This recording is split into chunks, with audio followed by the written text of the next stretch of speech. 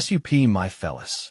Don't forget to leave feedback and enjoy the story. Night had fallen on the governor's residence in Shirshan City. There were two men standing near a table laden with food, one of whom remarked that even for a wedding banquet, this was too extravagant, especially when they were going through a period where they were all short of supplies, while the other reminded him that this was, after all, an arranged marriage between the governor and the largest financial group in Shirshan, the Uni Financial Group, after which the other man added that this was the first time a human and a monster had married, so as a symbol of peace, it was natural that the celebration would be much grander than usual. The balding man took a cake and asked if his acquaintance would eat, but the man merely glanced at the child behind him and replied that he had no appetite, adding that he did not understand what the special forces were doing to allow a little beggar to slip into the assembly hall. And now the poverty he radiated left such a sour taste on his tongue. A boy approached the maids and asked for a piece of blueberry pie for his little sister's birthday. The women looked at him with displeasure and advised him to get lost, as this was no place for such a dirty tramp to be wandering around. A large shadow loomed over them. A huge one-eyed monster opened its mouth and asked if they had just said there was no more blueberry pie. The brunette's eyes widened in fear, and she tried to answer. The boy was lifted by the scruff of the neck, as the monster said that it was just using him as a substitute snack. Before its meal, the monster threw the child into its mouth. The woman turned pale as blood splattered on her, and muttered that they still had blueberry pie. Thick red liquid dripped onto the floor. Suddenly a rock flew at the monster's head. The little girl swung her arm and demanded that her brother be given back. The men turned around in fear and ran to avoid getting caught between the child and the monster. The villain leaned over to the little girl, baring his teeth, and said that her brother tasted great. She cried through clenched teeth, and the other man added that she would also make a wonderful snack. Everything in the golden hall sparkled and music sounded. The man bowed with a smile, turning to the governor, and said that thanks to him, they came to an agreement on a ceasefire, suppressing the flames of war between monsters and humans. And the Shirshan region was fully prepared for restoration and rebuilding, and the quality of life of ordinary citizens also quickly began to return to the level it was before the war. And they looked forward to the bright future that awaits them, and then added that their Sure Financial Group would also like to offer a little help in rebuilding the city. There was a monster in a suit sitting on the throne, and a woman in a white dress on his lap. And he replied to President Jean that he had already so naturally given support to their troops that he would not forget such a contribution. So he offered him the position of president of the Shirshan Reserve Bank, in addition to the position of a board member of the Chinese trading group, to which the other person happily accepted, and thanked him for his generous display of kindness. The two men looked at them from the side, discussing that this would make anyone envious. After all, President Jean had really achieved great success by obtaining these two lucrative positions, but his interlocutor countered that it was nothing special compared to the achievements of the Uni Financial Group, and that cunning fox Yuan Jinyan had already relied on the help of monsters from the very beginning, occupying about half of the properties in the entire Shirshan region. And now, even his precious daughter was willing to marry the governor, so that their prospects would be limitless. After which the man pointed out that the bride looked tiny compared to the frightening physique of the groom. So it was as if no one was killed on this auspicious day. Someone clapped their hands. Calling for silence, the woman came down the stairs and suggested that they move according to the plan, since all the distinguished guests were already here, and asked the hunters to block all the exits and not let anyone leave, because the leader of the rebel army was right among them, and they would be able to quickly detain him, and everything would be over in an instant. The people looked at Yuan Jia with displeasure and asked what this meant, and why they were planning to use them as bait, especially since they did not want to stay in the same place with the people from the rebel army, because it was too dangerous. The warriors closed the gate and asked them to remain calm, because everything was going as the lady had planned, and they would guarantee the safety of all the guests present today. Suddenly the door was knocked down, and pieces of a large body flew into the hall. The guests raised their heads in fear as blood rained down on them. The eye of the one-eyed monster was covered with a bloody haze, and the voice said that it wanted to give everyone a small gift to celebrate the governor's wedding. The protagonist smirked as he held the part of the dead monster and asked if he had come at an opportune time. Everyone rushed to the exit shouting that there was a man who dared to do such a thing on the grand day of the governor's wedding. And no one here could obviously guarantee their safety. The woman stepped forward. Recognizing the wanted rank criminals with she smirked and said that she had been busy dealing with the rebel army forces recently, and she didn't want to personally deal with a minor character of his level. But he had shown up at the perfect time, so she could use the guy as the first gift for the groom. The girl waved her hand and said that she had currently sent hunters to the martial arts center that had accepted him, and their original goal was to use the center as bait to lure him out. But since they hadn't found the hero there, everyone he knew had probably already been completely wiped out. The brunette raised an eyebrow and replied that if they had already undergone his training, but were still killed by the scum that had been sent, then they themselves were scum and deserved to die. The other woman's eyes flashed, and she admitted that she didn't like stubborn men like him, since it usually meant that it was a complex about another part of the body that wasn't usually hard enough. She pointed forward, and at her command, several people rushed to catch Chi. The guy raised his hand when armed opponents approached him and noted that this was commendable loyalty. He cut the enemies with his fingers in a few precise movements, and with a flash of his eyes added that it was a pity that they couldn't grasp the difference in strength. There were corpses lying around him, and the woman mentally tried to understand how 1S rank hunter and 3A rank hunters were defeated. In an instant, the hero suddenly appeared in front of her. He smirked and asked if these scum were the same hunters she had referred to earlier in the conversation. Gia sweated, thinking that she hadn't even noticed when her opponent had gotten so close, and was terrified that she would die, losing all the ambition she had worked so hard for. The brunette passed by and, closing his eyes, said that he didn't kill women, so she shouldn't stand in his way. The interlocutor stretched her lips into a smile and thought that this was very stupid of him. She frowned and decided that she would make him regret this decision. She suddenly turned around and punched her so hard that she flew into the wall. He smiled and said that he thought about it and realized that since she was married to a monster, she shouldn't be considered a woman and not a person at all. The monster landed in front of him, saying that the hero was a very interesting guy. The governor looked down at him and noticed that there was no magical power coming from his body, so he was either a hunter nor a monster. But he still had such power. The youth clenched his fist with a smile.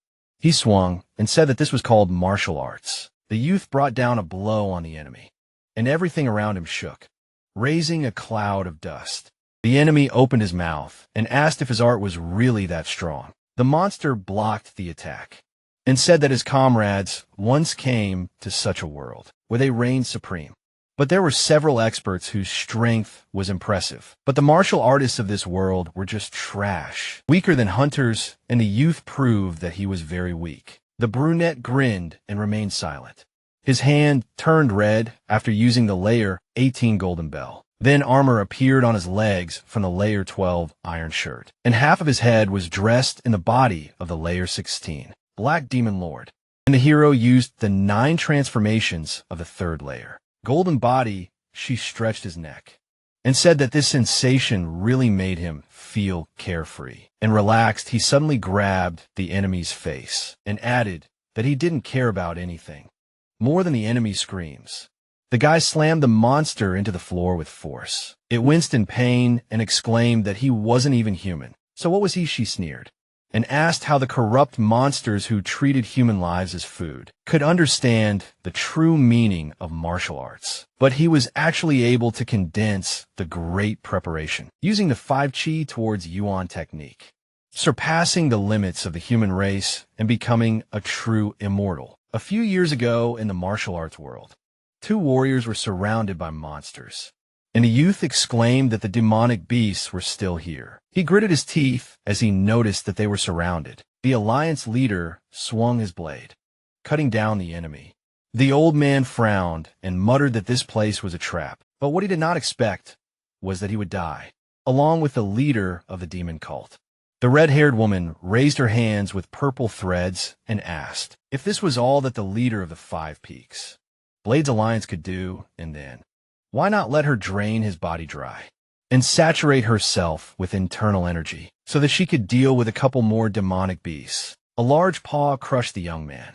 The demon's eyes flashed and smirked that these little humans were still resisting. And the old man cursed because they barely defeated him. Working together, the leader frowned and muttered that their path would end here. The enemy swung his paw, shouting that he would devour them. Suddenly, a bright beam pierced his chest. The body collapsed on the ground in front of the old man. The protagonist smirked and noted that they were both still alive. The allies raised their heads, and the man realized that she had become stronger again. The woman blushed and said that is true. Energy was looking more and more delicious, and offered to merge in joint cultivation.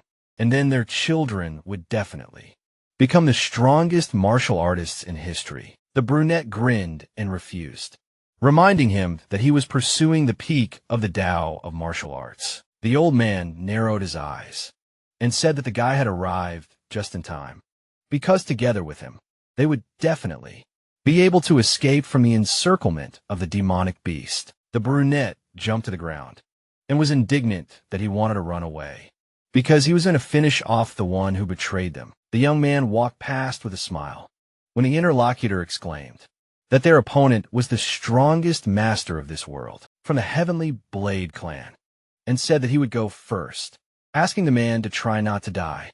Otherwise, he would visit his grave every year to have a good laugh. The old man grinned and replied that he was still extremely powerful and would survive 200 years. So the young man had better try not to die sooner. The hero jumped up to meet the monsters and exclaimed that the leader should conserve this energy and show fortitude like when fighting him. The brunette rushed forward, tearing off the demon's limbs and shouting that all these beasts must be defeated. The man clenched his teeth, through which blood flowed. He hung pierced by the monster's tentacles, and next to him stood a fair-haired man. The brunette narrowed his eyes and asked why he betrayed them. The dark entity behind Xinyan laughed and noted that thanks to him, all the masters of the world were defeated in one fell swoop. So, how did he feel watching his comrades die right in front of his face? The demon darkened and muttered that he hated the silent ones. In his second face noticed the new guest. The protagonist landed on the monster's head, slamming it into the ground, and the black entity noted that he looked like a worthy enemy to stretch his legs and have some fun with. The blonde raised his hand and drew a blue line in front of him, causing the demon to scream that he almost died. The long-haired one's eyes flashed and declared that this was his opponent. The monster looked at him glad that he could talk after all, and added that he just wanted to help, since his job was to protect the guy until the ceremony was complete. She stood in front of his opponent, asking why he had allied with demons, and the other replied that it was for the sake of the peak of the Tao of martial arts. The brunette chuckled and noted that his brain had completely gone rotten, since it was very stupid to betray his comrades and fraternize with a demonic beast for such a purpose. The blonde man furrowed his brows and said that these people were not his comrades, because they never even understood him pursuing wealth, respect, power. But the Tao of martial arts was just a tool for them. But she is the same because he pursues an illusory legend, immortality the peak. The guy shrugged and clarified. Would an alliance with demons make him immortal, like a sweet fruit that even tempts him? Yuan clenched his fists and said that the hero, with his terrifying talent for martial arts, gave him an urgent need to cultivate with all his might. And today his abilities have surpassed all the ancestors in the history of the Heavenly Blade clan.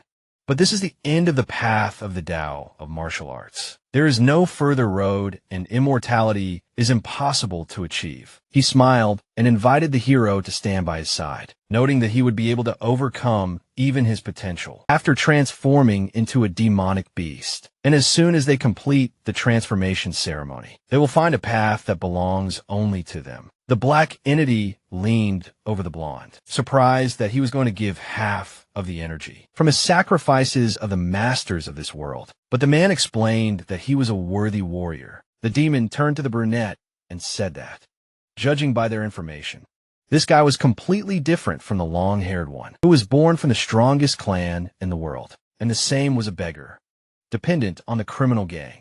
He joined and somehow learned a backwater martial art. But all he had was effort, so he became only the second master. The shadow emitted energy and exclaimed that he should be glad, that he was worthy of becoming one of them and living forever, but she said that he did not need it. The guy grinned and replied that he did not want to become a beast. Moreover, the information was incorrect and he was not second after the blonde. The hero swung, concentrating energy, and said that he would destroy the enemy. And then the demon, the opponent, extended his hand, calling for the heavenly blade, and agreed that they would have to convince his body, since words were useless. The warriors clashed in battle, and their magic flashed around. He bared his teeth and clenched his fist, shouting that for the end of his martial arts path. It was somehow weak, but the interlocutor admitted that he pitted him. The long-haired man began to advance. Waving his sword, their energies clashed with each other. The protagonist's eyes flashed, and he swung, offering to settle everything with one blow. Yuan prepared a blue beam of mana and agreed. The opponents exchanged attacks. A powerful explosion fell to the ground, raising stones around. A few drops of blood fell to the ground. It flowed from the man's hand. She turned to the enemy and asked if he was convinced now, and the blonde noted that he was lucky to be ahead of him by one move. And the victory was his. The brunette approached, saying that this was not luck, and in the future he would beat him twice, 3 times each time. Suddenly one of the blonde's eyes flared with black flame, and he replied that it was too late, because the transformation ceremony had begun. His body was inside a purple sphere to which energy was drawn. The hero stood not far from him. Bright threads were drawn to the villain, sucking the strength out of the people around him and the monsters. The monsters bared their teeth, flashing their red eyes, and shouted evolution, immortality. The dark army looked at the purple sphere and rejoiced. A bright flash appeared in the sky, illuminating everything around. A bright face appeared from behind the black feathers. Yuan spread his wings, demonstrating his new form. The demon raised his head and admired the talent of the warrior, who had only just completed the transformation ceremony and had already surpassed the legionnaire level and reached the commander.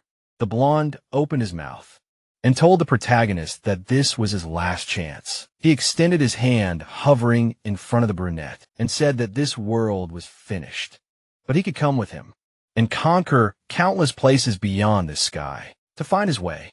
She smirked and laughed at the ugliness of his opponent, asking if this was the power he desired, and for which he betrayed his martial art.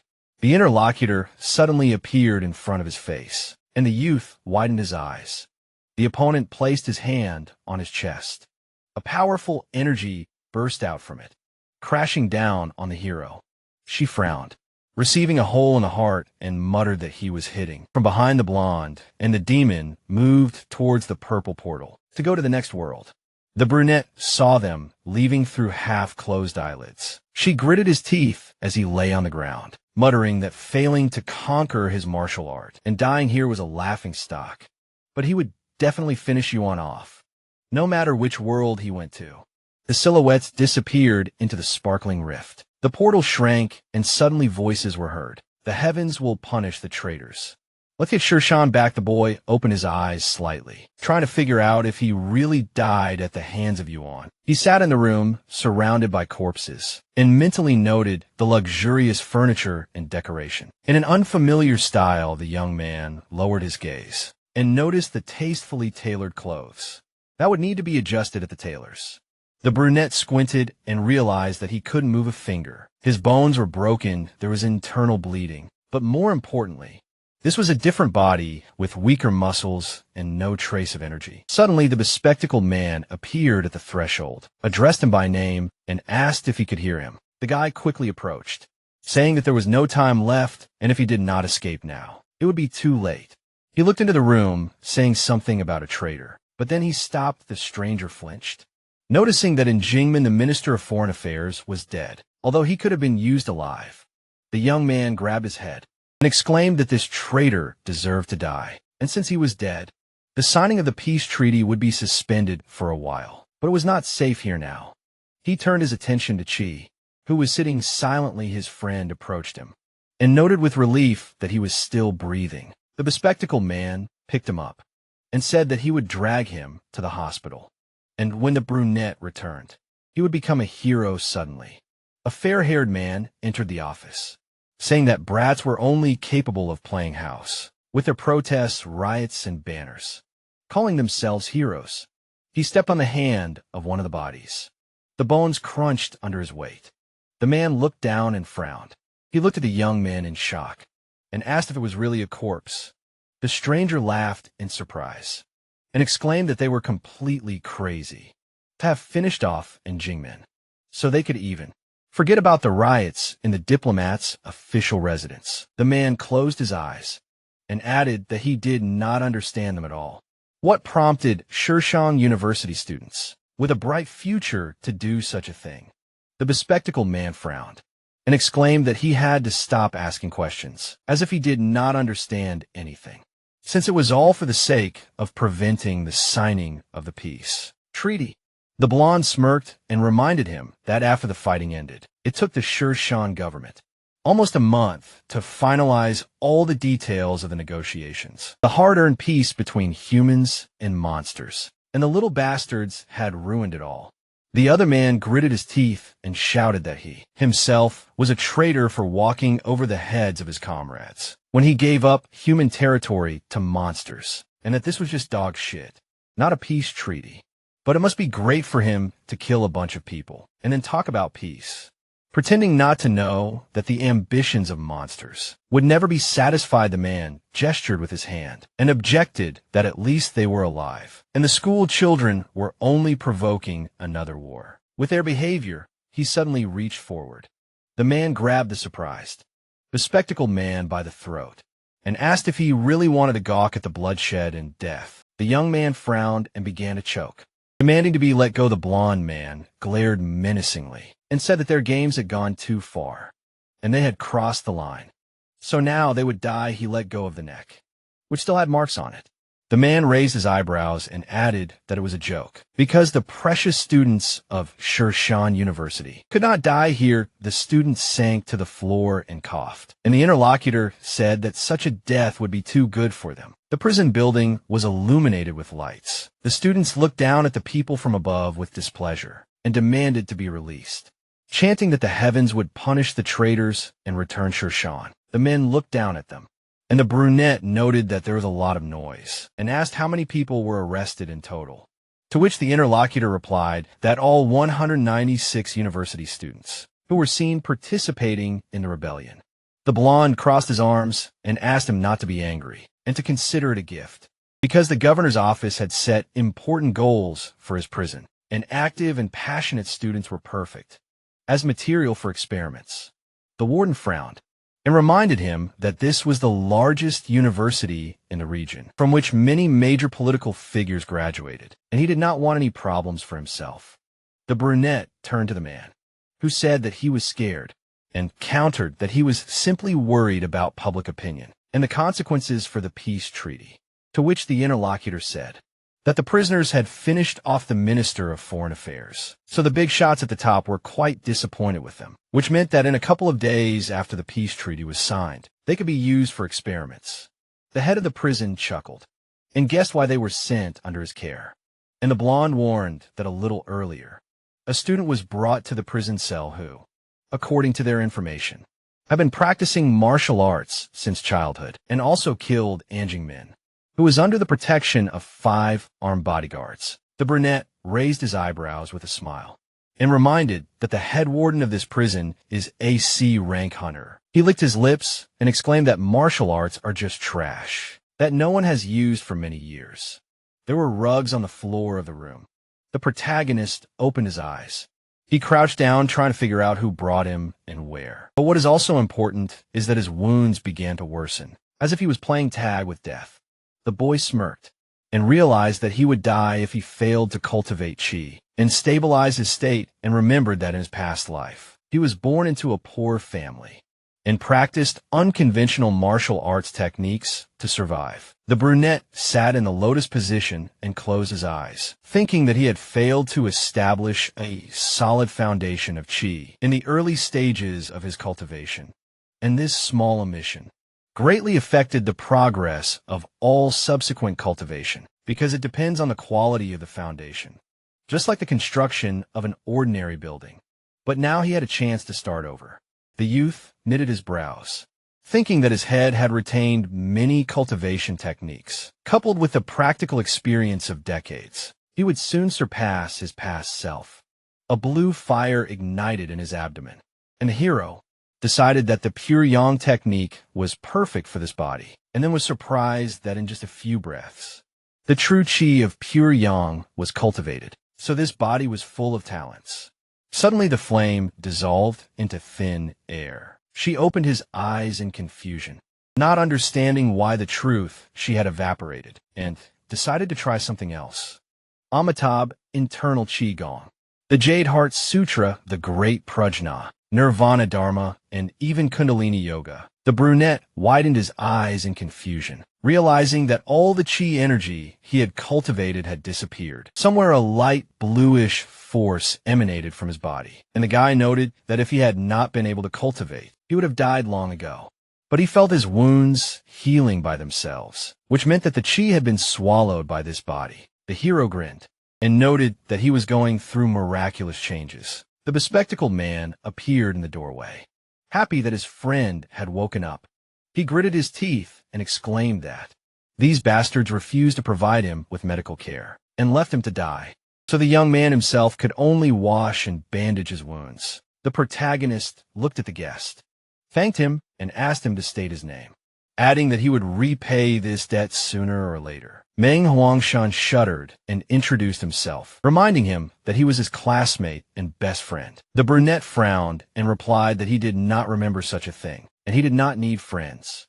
They only disappointed him. The bespectacled man sat down opposite and asked if he really had lost his memory. They exchanged glances, and she replied that his mind was in complete disarray and did not remember anything from the past. But he heard him call him by name, and his friend realized that this was complete amnesia that needed to be dealt with. The student began to tell something, actively gesticulating, and the hero nodded thoughtfully. The brunette rubbed his chin and concluded that this world had been invaded by monsters, and humanity had lost 1/3 of its lands, and was trying to make peace through compromise. And they were all students at Shershan University who, in order to prevent the peace treaty from being signed, had gone to the streets to protest, under the leadership of a rebel. But the real plan was to kidnap the diplomat and Jingmin. But everything had gone wrong, and he had killed a man, after which they had been thrown into prison. The interlocutor looked at him and said that the rebels would not abandon them, and would soon get them out of here. But the brunette noted that his tone did not inspire confidence, and how strong these rebels were, and how many monsters they had killed. The bespectacled man frowned and said, 10,000 monsters and more than 1,300 traitors to humanity. The protagonist grinned and asked, what about yesterday? The friends looked at each other, and the brunette guessed that he had only named the total number. Chi's eyes flashed and concluded that the rebels were weaklings, declaring that he would drag him out of here himself. The outdoor area was surrounded by a high fence and electric wire. The boy walked forward. Guanxian ran after his friend, saying that his body needed rest, so let him go back to rest. But he replied that he had almost recovered. He looked away and muttered that it was strange. The interlocutor looked at him with alarm and asked what was the matter if he was feeling unwell. The hero looked around enthusiastically and exclaimed that there were madmen in this country, allowing criminals to live in such good conditions. And the student covered his face with his hand, explaining that the students of Shershan University were content with a special status. Even under arrest, someone smiled and exclaimed that she had woken up. Several guys looked at them, saying that they knew that he would not be killed so easily. Besides, he had killed Jimin. and prevented them from signing the peace treaty. The students crowded around the hero, discussing that he would definitely become a remarkable person, so he should not forget about them either. But the guy sitting nearby just smirked. The bespectacled man looked at Joe Shuren with displeasure and demanded that he say it directly if he did not like something. The young man stood up and pointed at the main character, asking if he really considered himself a hero. He frowned and reminded him that he had said he would go to the protest, but he had secretly murdered a diplomat, which he was proud of, and they had been sent to prison as well. She put his hands in his pockets and muttered that he didn't care, and his friend stood up for him, saying that he had risked his life for this cause and almost died, all to prevent them from signing a peace treaty at any cost. So did his interlocutor really regret it? Cien gritted his teeth and replied that he did regret it, because in 3 days, the warden had taken 6 students for interrogation, and none of them had returned. And now they were all corpses that no one would save, and it was scary to even imagine what was going on with the girls. In the other wing, a man in a suit approached the crowd and noted that it was very lively. Apparently, he had come at the wrong time. Guan Xian and she turned to the warden, and the bespectacled man demanded that his classmates be returned. The brunette chuckled and asked them not to take it so seriously, but he thought about it and brought them something to distract themselves. He waved his hand and ordered the TV to be taken out. 2 men rolled in a large screen. The protagonist raised an eyebrow and noted that not only did they let them live in such a luxurious house, but they also provided entertainment so they could arrange an escape. Later, the young man tapped the screen and asked how to turn on this thing, to which the guard muttered that the guy who managed to kill the diplomat had completely lost his mind, so they could deal with him later. There would be plenty of time for conversation. The man pressed the button on the remote. The screen immediately lit up with a characteristic sound. The host smiled and announced that after 30 days of negotiations, the long-awaited truce had been concluded. Due to misunderstandings caused by differences in cultural values, travelers from other worlds had unfortunately collided with humanity, and a war that lasted for a whole year had caused many casualties on both the human and War Master's side. And today, in the border territory of Shirshan, a peace treaty was signed between humanity and the War Masters. On the screen, a large monster was shaking hands with a man. The prisoners looked at the TV, and the woman added that the border was divided by western cliffs, on the southern side of which there was an area temporarily inhabited and ruled by War Masters. Someone fell to their knees. The students' eyes widened and asked if the peace treaty had really been signed, and their efforts had been in vain. The bespectacled man frowned and exclaimed that this was a lie. How could the agreement be signed so quickly if the foreign minister was dead? The warden smiled and asked if they really thought that a few students could change the course of history, that the death of one diplomat would change the destined future of 2 races. The man raised his eyebrows and asked not to be ridiculous, and if they were unable to see clearly, they would only be pawns in the game of the powerful, and they were abandoned because the Shirshan provisional government was fed up with them, and the rebels would never waste their energy on them at such a difficult time, so their only value was their young bodies, which were perfect for experiments in this prison. Guanxian frowned and asked what the psychopath had done to their friends, adding that the news would find out about it. The man grinned menacingly and retorted that no one would find out, but even if they did, he would be praised for the future he had created. The warden nudged the bespectacled man and noted that it was not his turn today, since the subject of the experiment would be their great hero, who had risen from the dead. The main character grinned, noting that the trick of putting people and animals in a box was certainly interesting, but it was already boring. So let him have fun, otherwise he would get out of here. The guy slammed his fist on the bars. Guan Xian gritted his teeth and muttered that he could not wait any longer, and that they would have to save themselves, but they should act as soon as possible. Xian frowned and exclaimed that he was now pretending to be some kind of hero. But when their classmates were taken away 2 days ago, he did nothing. The interlocutor looked at him and replied that the situation was completely different, and now they were abandoned as soon as the peace treaty was signed, and if he was not going to perish here as an object of the warden's experiments, Then he should join the rebellion and escape from this hell with them. The red-haired man put his hand in his pocket and replied that it was all about Chi, who had been taken away by the boss. And that was why the bespectacled man was furious. But he said that he wanted to save his other friends as well as the girls locked in another section. The guy sitting on his knees arched his eyebrows and laughed, saying that the warden was a hunter, and that this prison was guarded by a bunch of monsters, so they couldn't do anything. The students surrounded Guan Xian, exclaiming that the minister's death had done nothing, and the peace treaty had been signed anyway. And they had been sent to slaughter, and all their suffering was because of him. Xian frowned, and said that she had been caught and sent for an experiment, which is what he deserved, even if he died and no one would come to save him. The door to the lab. The dark-haired girl and the masked man stood over the test subject, and he announced that based on the results of the previous session, the dosage of the catalyst had been halved, and the composition of drug number 4 had been reformulated, and then announced the start of the 350th session. The blonde student frowned and asked why Sun Manhwa wanted to become their mutt.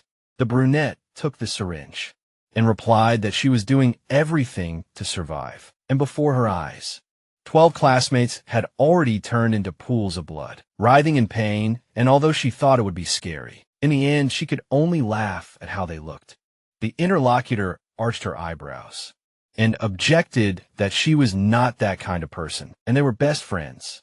Manhwa leaned over and smirked, saying that she never thought so. Moreover, she hated the behavior of such a rich girl the most. The patient's eyes widened as she looked at the sharp needle. With poison, 2 men were walking down the corridor, and a heart-rending scream was heard ahead. The protagonist stuck his hands in his pockets, following the warden, and muttered that these screams were making him sleepy, hoping that he had not been brought here for some kind of torture, with all sorts of crap. And the interlocutor responded that he would not disappoint. He opened the door slightly. Manhwa covered her mouth, looking at the mess on the floor, and the man noted that they had just made it to the most exciting part. A bloody substance slid behind the chair, screaming in pain. Tears flowed from empty eye sockets, and a voice begged for help. The brunette stepped on her with contempt and demanded that he not come near her. She smirked and muttered that it was so disgusting, and her ex-girlfriend now smelled so bad. There were smoking scraps on the floor. The warden approached the employee collecting the material and noted that, unfortunately, the experiment had failed once again. And he replied that the idea behind drug number 4 was correct, because after reducing the dosage of the catalyst, the subject was able to maintain its shape after death and did not turn into a pool of blood. She raised an eyebrow and asked if they really wanted to show him how people turned into monsters. The man spread his arms and exclaimed that he could see a discovery that would change the world, and he would become the pioneer who changed it. The brunette looked at him and concluded that he simply liked to kill people. The interlocutor's eyes flashed and noted that apparently the young man did not understand anything, but the war between people and monsters will only truly end when all of humanity becomes monsters. He introduced the blonde man with wings and said that at the moment, there is only one known successful case among the countless worlds invaded by monsters. Only in one of them, the miracle of turning a human into a monster occurred. The overseer hugged his subordinate and said that everything would soon change, because using the technology of their world, they had made tremendous progress in studying the process of turning into a monster. And even the great nature that was once a human had noticed it. The protagonist grinned and exclaimed that this was wonderful, asking if the monster who had rejected his humanity was also somewhere here. The interlocutor smiled madly and replied that the master's power was far beyond the level of Legionnaire, and this world was not yet able to withstand such power. But on the day of his arrival, they, the pioneers, would deserve the highest praise. He approached the student and added that, for the sake of his brilliant future, it was G as a terrible sinner, who laid hands on the Minister of Foreign Affairs, who would become part of his achievements. Purple stripes appeared around the young man's forearm and bone. They stretched out over his entire body, and the hero inquired about what they were.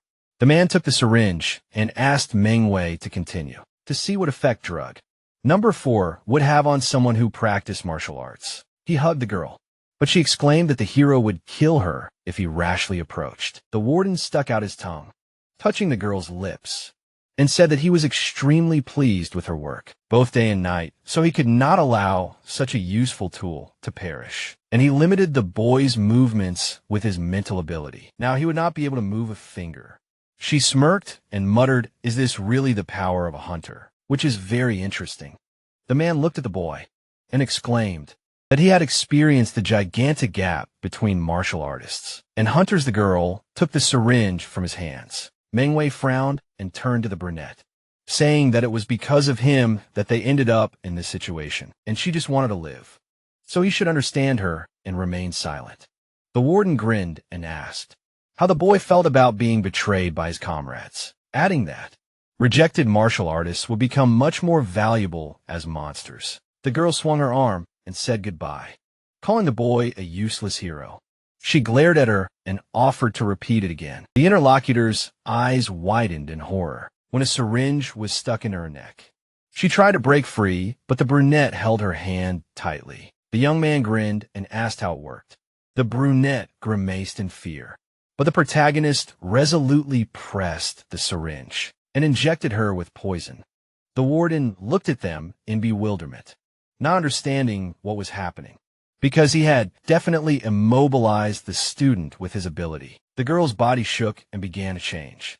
When she turned to the man, Mingwei turned around, showing a terrible mouth, and muttered that she wanted to eat. The warden jumped back, and his subordinate was caught by a new monster. The protagonist stood behind the man, who did not understand anything, pronouncing numbers. He turned around and nervously asked what he was counting. The hero grinned and answered that this was the time during which his wounds would completely heal, and now he could finish him off. She suddenly jumped up and slammed his interlocutor into the floor. Purple lightning flashed in the air. The man sank down near the wall, and part of his face radiated energy. The young man looked through the hole in the wall and noted that it was as if he had hit a bar of soap. It did not look like flesh at all, and asked if he had really used that strange mental trick again. The overseer's eyes flashed and explained that rank hunter could coat his entire body with the energy of the mind, which was already enough to withstand a missile hit. So an empty space like a hero would not leave a scratch on it. The young man grinned and decided that he should look into the abilities of hunters, after which he asked to show his strength again, in exchange for the opportunity to live a little longer. The man arched unnaturally as he rose, and advised the guy to watch his words, because even the best martial artist in the world could barely compare to rank hunter. He glanced at the student and added that he would never win. The warden extended his hand and attacked with a purple disc. The projectile crashed into the wall next to the hero's head, but he only leaned to the side. The brunette shook off his jacket and noted that the destructive ability was good, but not concentrated enough and consumed too much energy, and the maneuverability was average.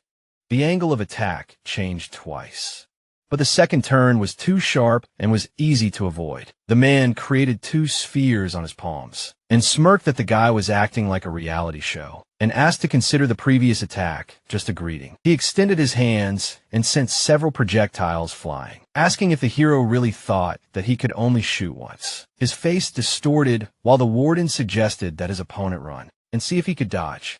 The main character rushed to the side, deftly dodging the projectiles. At some point, he pushed off the wall with a smirk. The guy grinned and thought that without the protection of ki, his fragile body would fall apart at the first hit, which only made it more fun. He threw a stone. It crashed into the opponent's energy shield. The man grimaced and asked if the student was really throwing stones. The brunette picked up a whole handful. Then he threw them all at once. The warden grinned as the stones crashed into his defense, and exclaimed that the boy was ridiculous if he seriously thought that this would break through his mental defense. The hero smiled and replied that it was worth a try. He abruptly threw the last stone. It ricocheted off the others, and the opponent only muttered that the student was crazy. A zigzag appeared in the air from behind the stones, in front of the warden, which unexpectedly hypnotized him. The protagonist remembered the man in the robe leaning over the boy and thought that a skilled hypnotist could invade someone's mind through word sounds, actions, and even eyes. He imagined a burning candle and a pocket watch. The guy visualized a ninja and noted that in the world of martial arts, one clan, whose attack methods included hidden weapons and throwing objects, created a hypnosis technique that allows you to enter the mind of an opponent, using the trajectory and sound of a thrown weapon, without using true ki. And its effects can put the enemy in a state of imaginary weightlessness, confusion, and even coma. She suddenly appeared in front of the enemy, hitting him with his fists. He closed his eyes, coming to his senses. He looked at the boy and asked if he had played enough.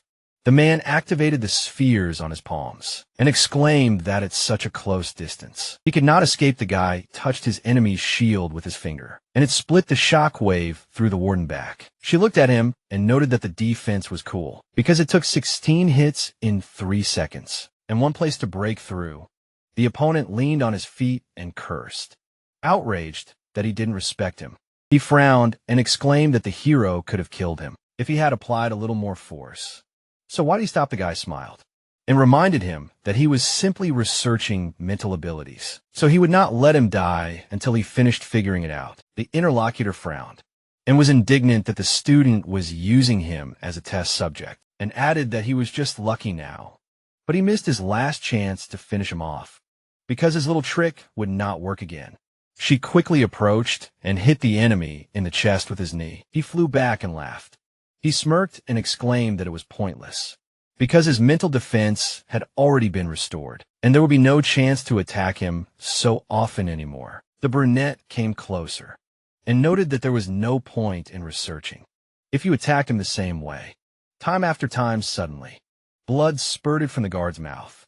He bent over and asked what he had done to him, and the young man explained that, while he was breaking through the defense, he had studied the strength, durability, and number of vibrations per second of his mental ability, and knowing these characteristics, he could now directly attack his body with his mental power. The guy rubbed his chin and added that it was rare for two people to have such a precise match in mental characteristics. So if you need to break through the opponent's mental defense before using this technique, it was of little use, and in a real battle, victory or defeat could be decided by the first breakthrough of someone else's defense. The guard grimaced, holding his chest, and thought that this psycho was impossible to understand. With common sense, scarlet shells were flying down the corridor. The man in the cap turned around. Hearing the sounds of explosions, the partners turned around, assuming that someone wanted to escape from the prison. But the second one, immediately reminded that there was an interrogation room with a guard on the other side.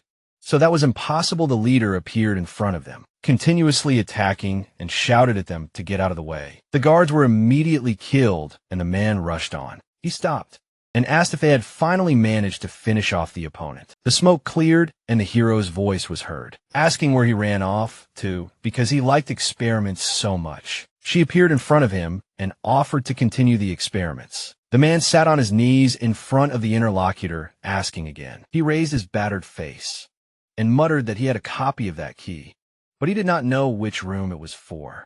The man extended his hand towards him, activating the energy, and said that he was from a room of the former Minister of Foreign Affairs, and the interlocutor fearfully asked to let go, muttering that he did not want to know. A purple aura emanated from the hunter's hand. Black tentacles grew out of the ground, and he ordered them to devour the man. He tried to jerk forward, screaming that he was wrong and that he should not have agreed to this. He went underground screaming. Only a black puddle remained on the asphalt, and the blonde, standing behind, clarified whether his colleague had finished.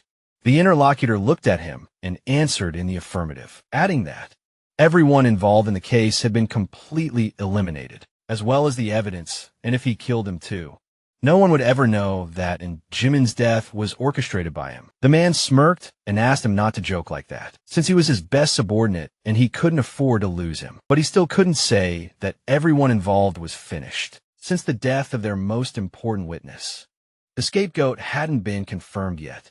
The brunette looked at him and asked why the young man was so important, since it took a lot of time and effort to frame Chief for the deputy's murder, all for the sake of making the incident look natural and not arouse suspicion. The blonde exhaled smoke and replied that the owner of the Ming Xian martial arts school, Sui Dao, was the true eminence grise of the city before the demons appeared, and his influence extended to both the criminal world and the law-abiding society, commanding respect even from large corporations. The interlocutor looked at his boss in surprise and muttered that he grew up on stories about this man. The man smiled and said that more than 10 years ago, Sui Dao adopted an orphan and named him Sui Chi. But the boy said that he didn't understand what the problem was. Even the strongest martial artist of Shirshan at the moment was no match for even a B rank hunter. The blond man's eyes flashed and said that, in addition to the well-known Ming Xian school, this so-called good-for-nothing old man owns several unspecified, dubious assets hidden from the public eye, such as the Black Snake Society, a subsidiary organization of the martial arts school, although most of its members are just common punks.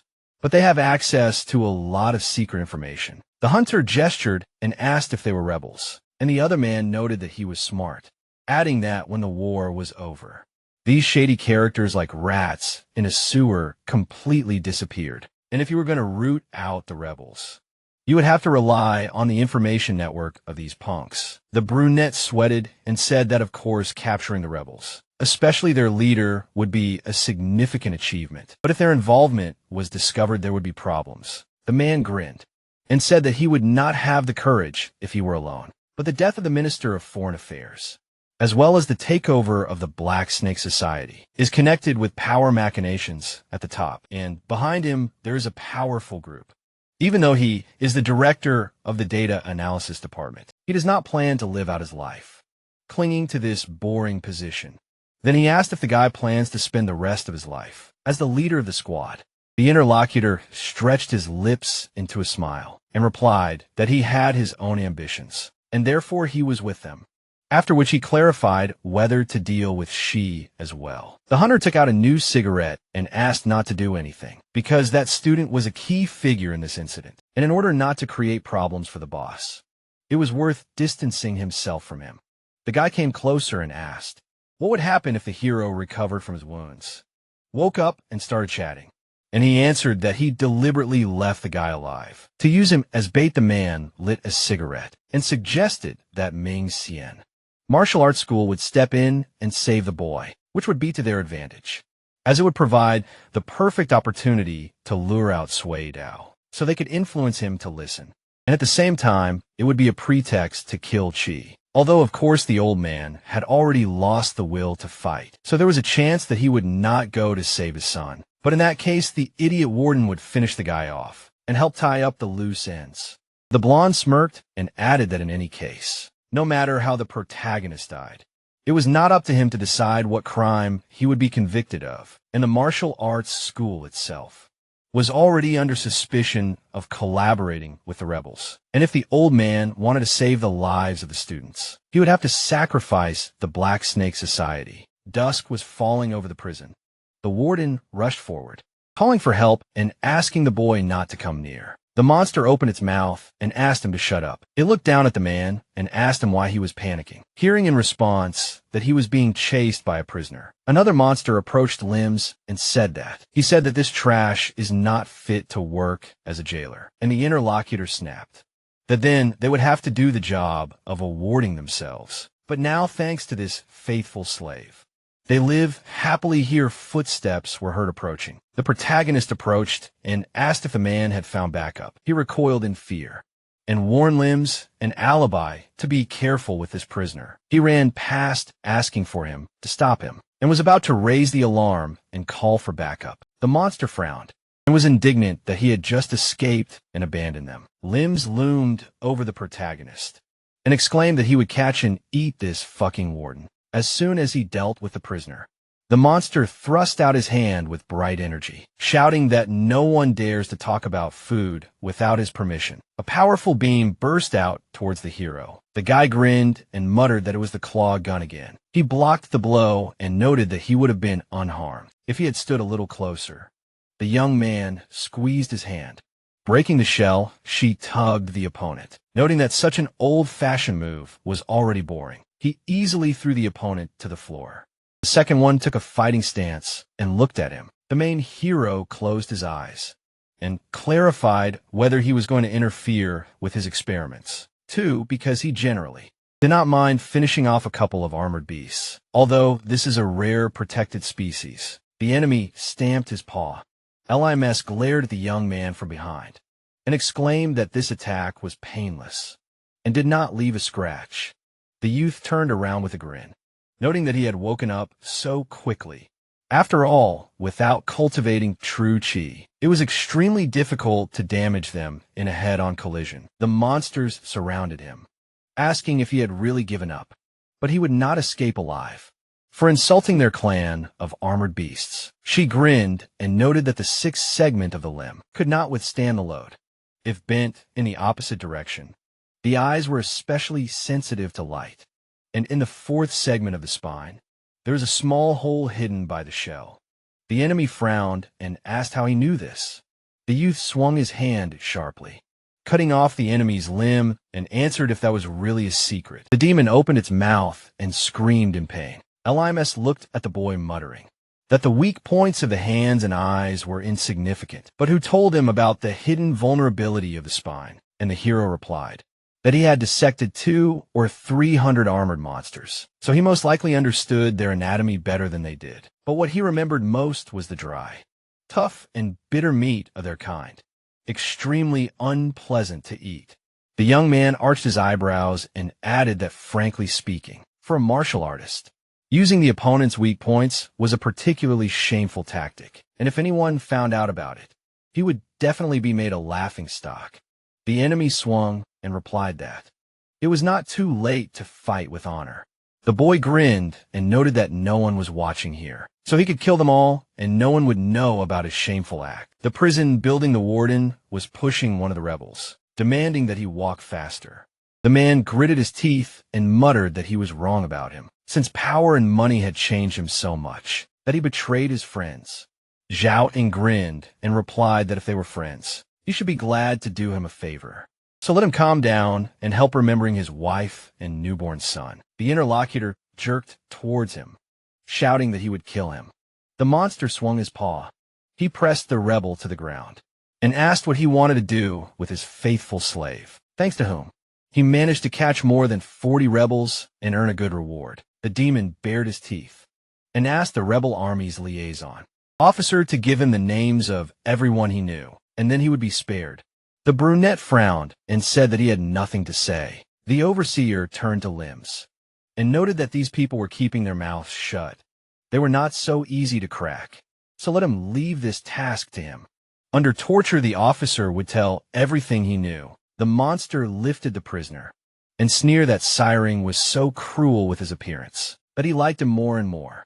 So this time, he would entrust him with all the rebels that were captured. The brunette frowned and cursed Siring, saying that his thirst for power would be his undoing, and he would be devoured by his greed and die in agony. At this moment, the warden slammed the remote control onto the table. He grabbed his head, not understanding why he was recalling the past now, and the maintenance staff had become completely lazy, since the communication system that was damaged during the war had not yet been restored, and even the phones were not working.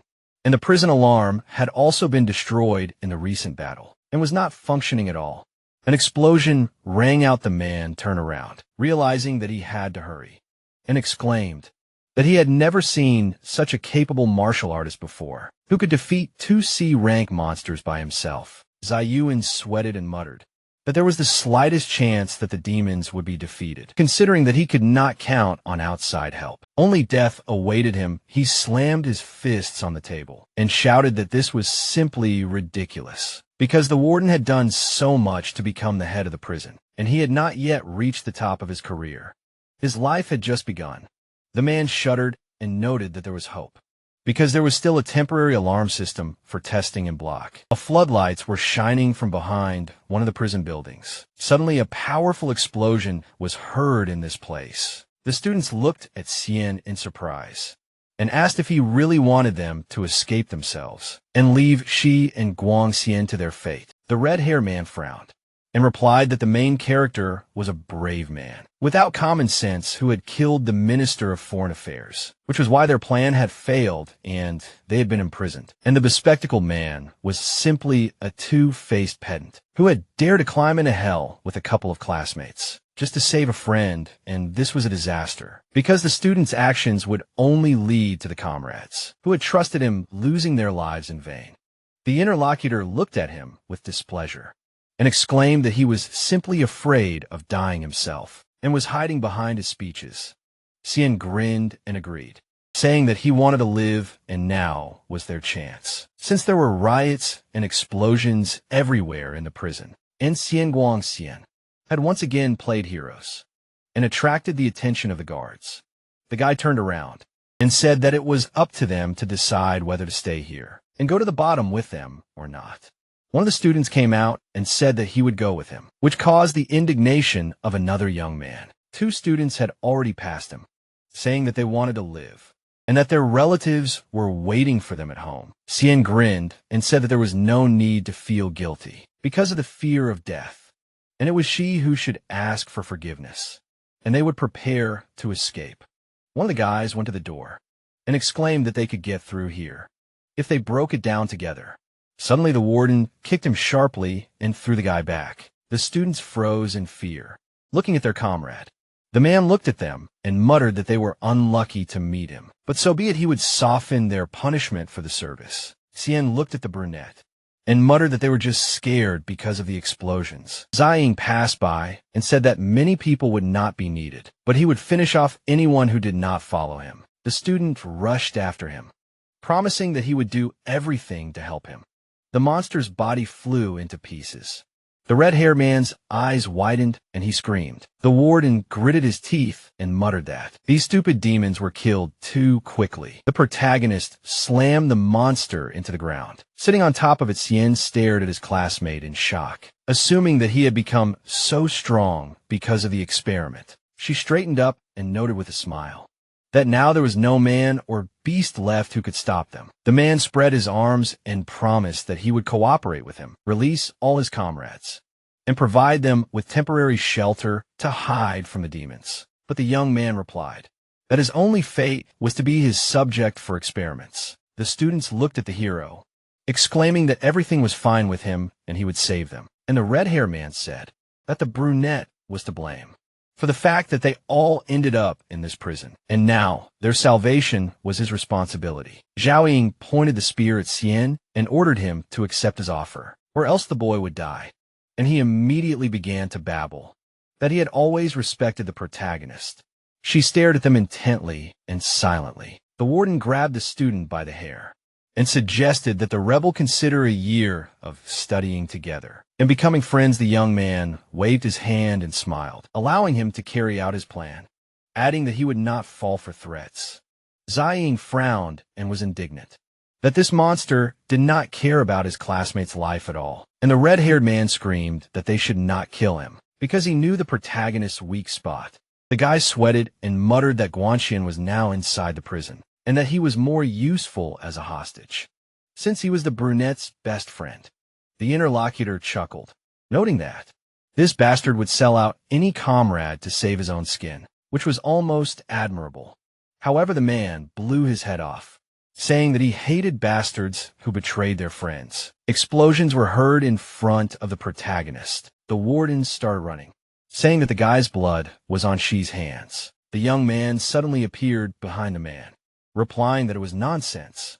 He dealt a powerful blow, throwing the enemy up, and said that he himself had killed the young man. But he didn't have to worry, because the guy would avenge him. Someone was walking towards the prison. The student caught up with the bespectacled man and said that all their classmates had already escaped, and they also needed to retreat, because if the hunters from the Special Intelligence Department found out what was happening in the prison, they would be finished.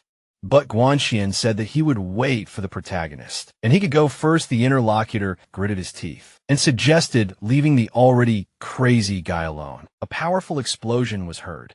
The protagonist raised his hand and noted that breaking through mental defense 9 times in a row gives this effect, and his turtle shell is recovering more and more slowly. The warden opened his eyes. He gritted his teeth, trying to figure out how long he had been unconscious and what the hell this brat had done to him. The guy smirked, noticing that he had woken up, and suggested that he attack with all his might. The man roared and stood up, mentally outraged that this bastard continued to insult him. Considering him his toy, Xiring swung, thinking that the youth had countless chances to finish him off, but he did not, so the path continued to laugh. But he would kill him with one blow. The man froze in front of the calm face of the protagonist, feeling that he could not move. Tears welled up in his eyes, from the understanding that the enemy was right in front of his nose, but he could not do anything. The overseer shook and asked what he had done to him, and the guy replied that he had done nothing. The hero clenched his opponent's fist and said that he was like a hare, frozen in front of Falcon, or a sheep in front of a lion, because fear is a biological instinct, and his body resists commands, and wants to be as far away from the guy as possible. The interlocutor cried, muttering that he could still fight and would kill him. She arched an eyebrow and noted that he could no longer even attack. So now he would conduct a more in-depth study of him. He extended his hand and offered to look at where exactly the hunter's mental strength comes from the dantian of the heart, stomach, or head, and then added that he would be extremely careful and would not let him die so easily. Xiring's eyes widened and he screamed in horror. Blood gushed from his stomach. The protagonist stood over him, surprised that he died. Apparently human life is truly fragile. The bespectacled man approached him, and the boy looked back, checking if everyone else had escaped. Guanxian looked at him worriedly and exclaimed that his wound was more important now. Blood suddenly spurted. The hero's body suddenly appeared to be covered in a lot of injuries, although he muttered that he was just overexcited and accidentally used too much force, and a couple of bones broke. But these were all minor things. He collapsed to the ground, saying that he would be fine. After a short nap, the martial arts school hall, the blonde girl looked ahead and demanded that he not come any closer. The hunter grinned and said that he simply wanted to meet her master, the famous and unrivaled Wu Dao. The interlocutor stood in front of him, relaying the words of the master, that he did not want to meet strangers, to which the man replied that the conversation was related to his adopted son. The blonde looked at him indifferently and repeated that her mentor did not want to see strangers. So let him go. The hunter spread his arms and laughed loudly, saying that his adopted son had killed the Minister of Foreign Affairs and would soon be executed. And the old man was afraid to show his face. He grinned and exclaimed that the former king of the Shirshan underworld turned out to be a coward, timid as a mouse, and this was disappointing. Suddenly the girl attacked sharply, and the hunter's subordinate barely managed to protect his master. The guy frowned, noticing the strength, but blocked it. The opponent struck with her foot. The brunette staggered in surprise, realizing that his mental defense was broken. The girl took out a knife and swung. The boy squeezed the hand that was emitting dark energy and thought it was too late to stop. The blonde stepped between them, catching her hand and noting that she had an extremely bad character if she was going to kill just because she didn't like someone's words. The girl looked at him menacingly and said that anyone who insulted the master should die. The hunter raised his eyebrows and said that her older brother had killed the Minister of Foreign Affairs, and she was attacking officers of the Special Intelligence Department. So such dangerous people should be dealt with as soon as possible. The girl hit him hard between the legs. The man clenched his teeth and sweated. He let go of her hand, and she jumped back. The blonde crouched down, looking at the intruders. The hunter frowned and noted that it was evil to hit such places, and she had also taken advantage of his shock and slipped out of his hands. So it was good that he was protected by his mental power. Otherwise, his lower body functions would have already failed, and now he had a reason to kill her. The man looked back, feeling that his mental abilities were blocked, and there were at least 3 rank hunters nearby, ready to attack him at any moment. A man with a cigar entered the hall, saying that the guys from the Special Intelligence Department were quite brave to talk to his little sister. Like that, everyone looked at the third disciple of the master and the current leader of the Black Snake Society. Xiao Roland and the blonde man asked if his subordinate, air-rank hunters, were hiding nearby. Jian frowned and asked if he, as a martial artist, only used his power to oppress others. The other man smirked and replied that strength was like a fist, and the strength of his subordinates was also his strength. The guy looked at the shadow above him. Roland put his hand on his head and asked if the man didn't think so, and the pale youth asked his superior to save him. The blonde furrowed his brows and asked if he really wanted to make enemies of them. The man put out his cigar on the brunette's forehead and replied that they were not worthy of it. Just a wild mongrel who got lucky and wanted to shit on them. Besides, why did he think that the strength he had accidentally obtained could be compared to the Black Snake's accumulated society for decades? At the Ming Xian martial arts school, Roland pressed the guy's head into the floor with his foot and said that he had been patient until now, but now he should get out. Qian frowned and said that he was here on behalf of the Special Intelligence Department in the name of maintaining order and justice, and the martial arts school should answer for Qian's misdeeds. The other man looked at him indifferently and noted that the young boy had gotten carried away and made mistakes, but at his age. The man had the blood of hundreds of people on his hands. The blonde man grimaced and exclaimed that they couldn't compare, because the young man had killed the Minister of Foreign Affairs, and the hunter had good reason to believe that he had collaborated with the rebels to disrupt the peace talks. The other man lifted his chin and asked if there was any evidence, since the agreement had been signed anyway.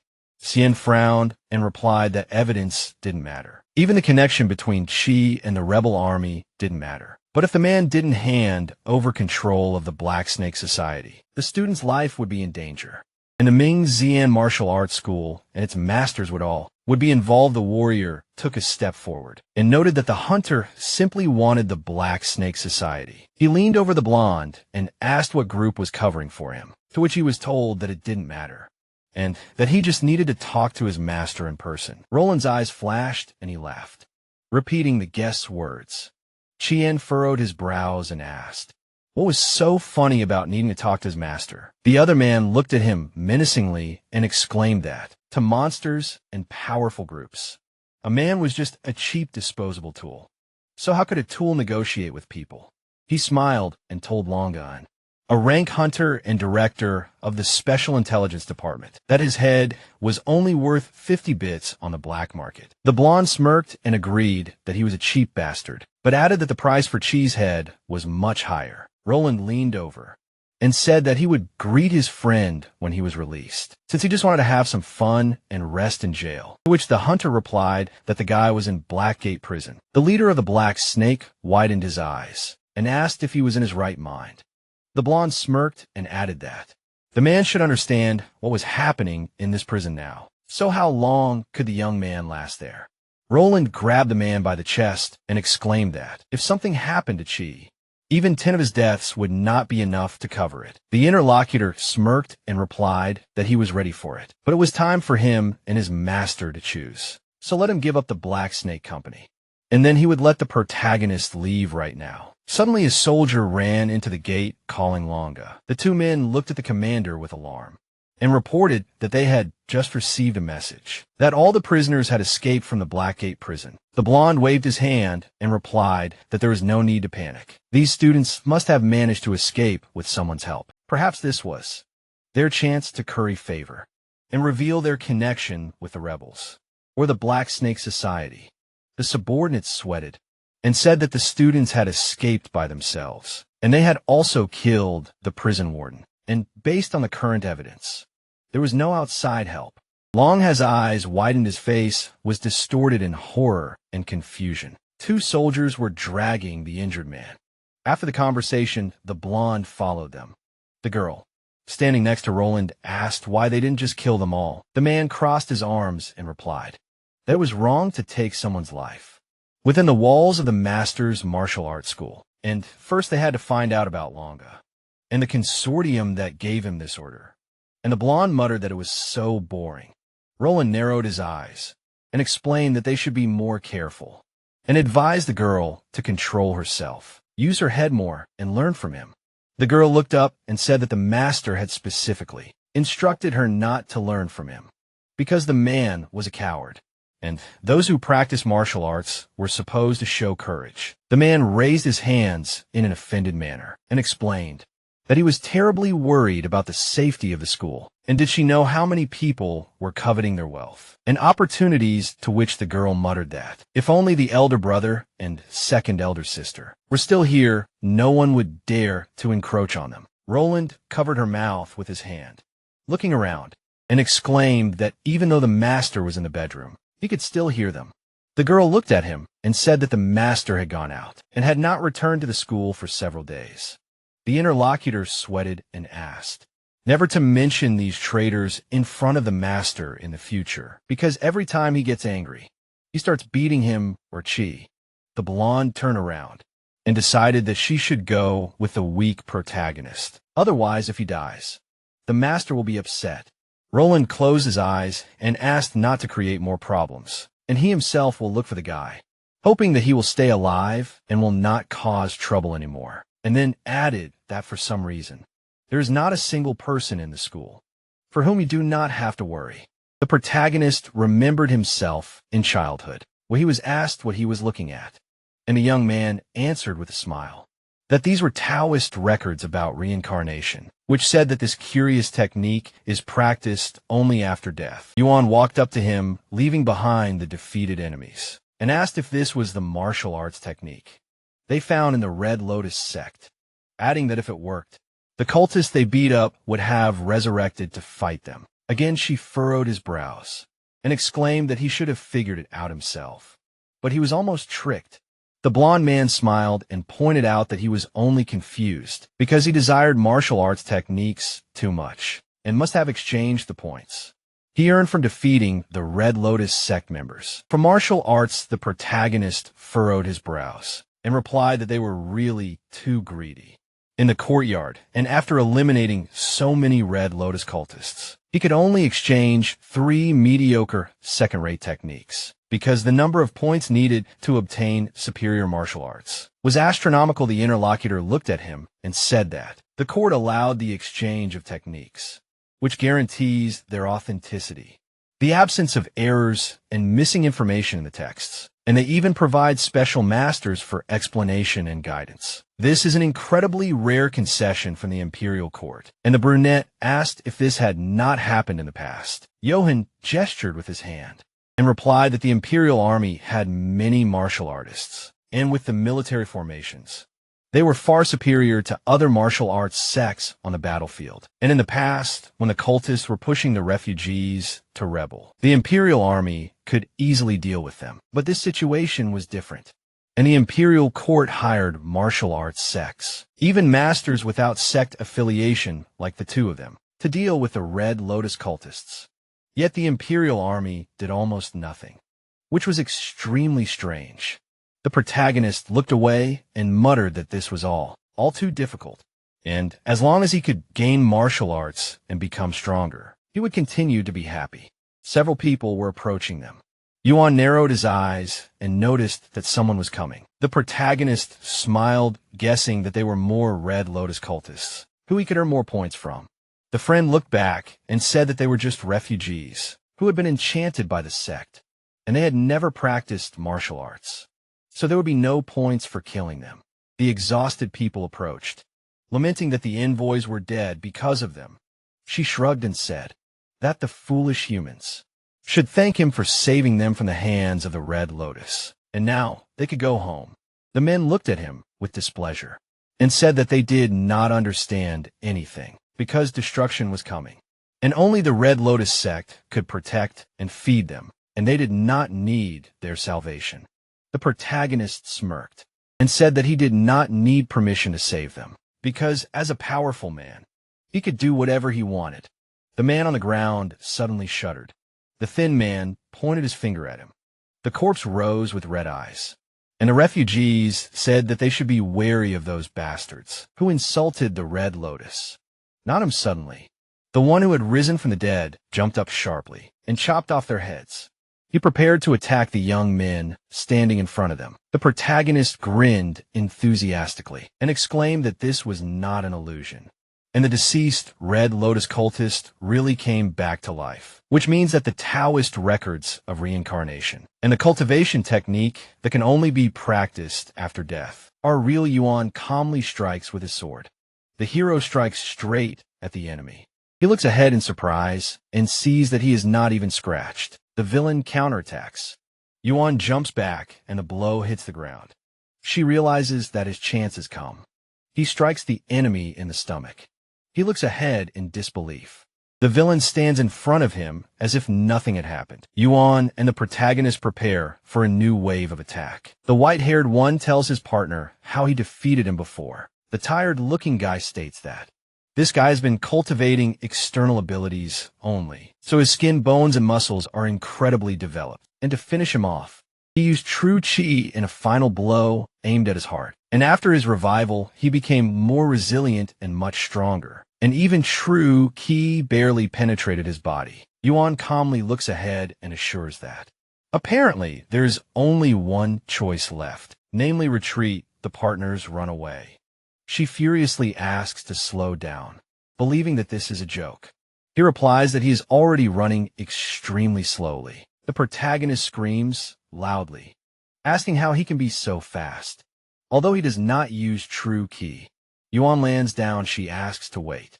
The people run away screaming that the two came for them, and the messenger is breathing down their necks. They are dealt a powerful blow, while they were claiming that this is a monster. The monster runs behind them. There's a strong explosion.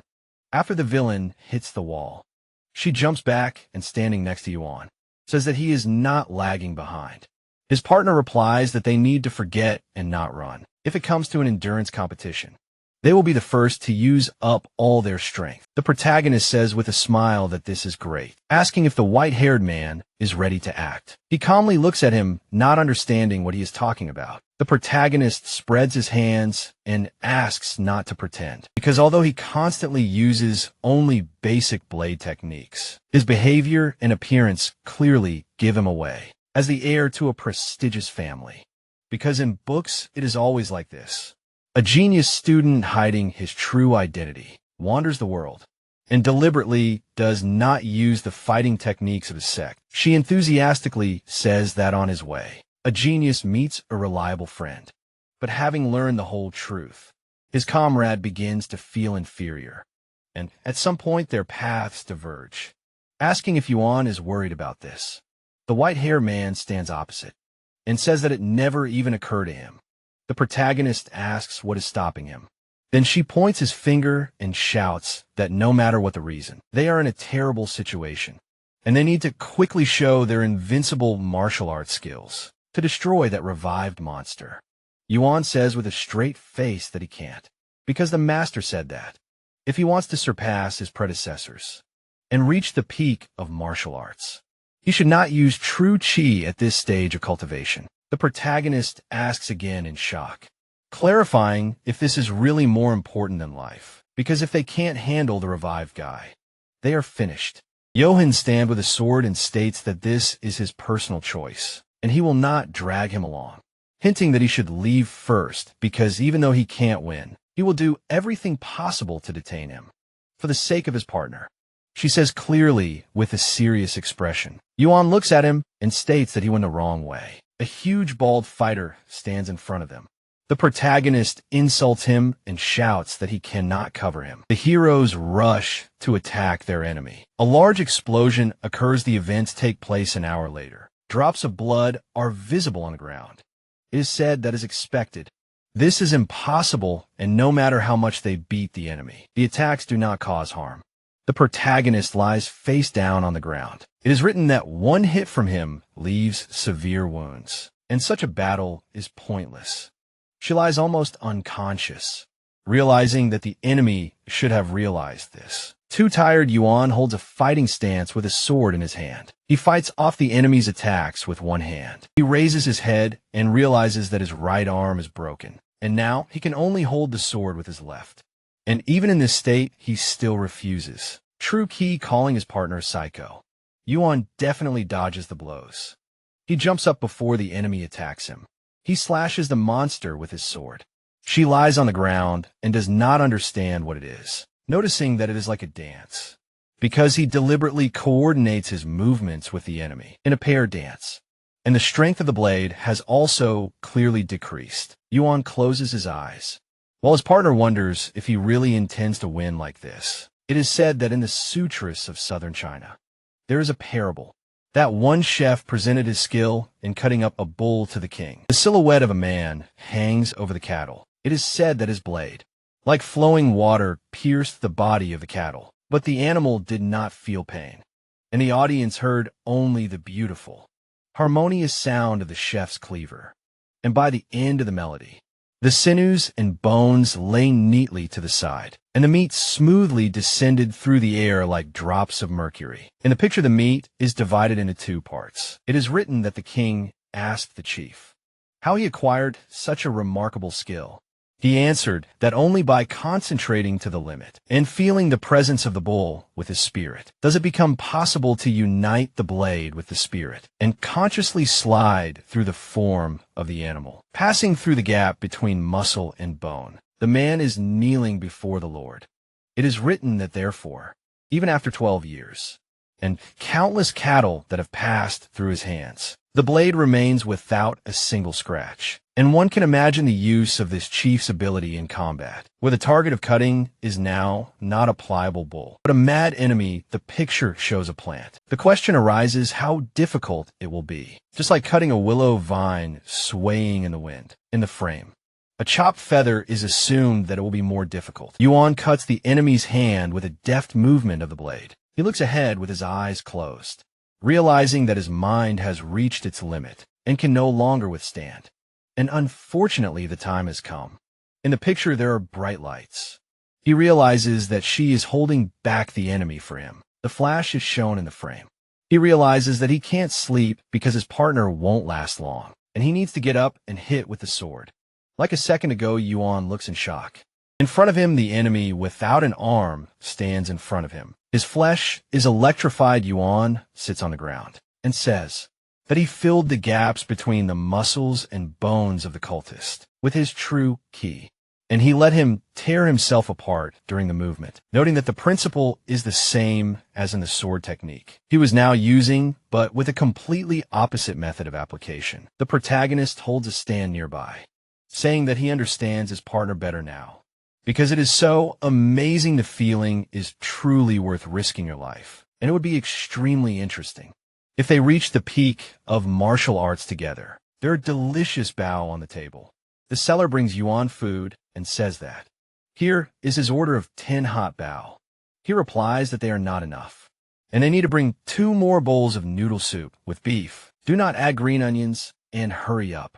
The worker awkwardly says that he will pass everything on to the kitchen. Now she sits opposite and asks why he eats so much. He replies that without using true ki, both fighting and healing absorb more energy. He eats bao and says that it is not that he really likes to eat. She leaves through the menu and wonders why his master forbade the use of chi, because as the best expert, he can fight without using it, and he does not understand why.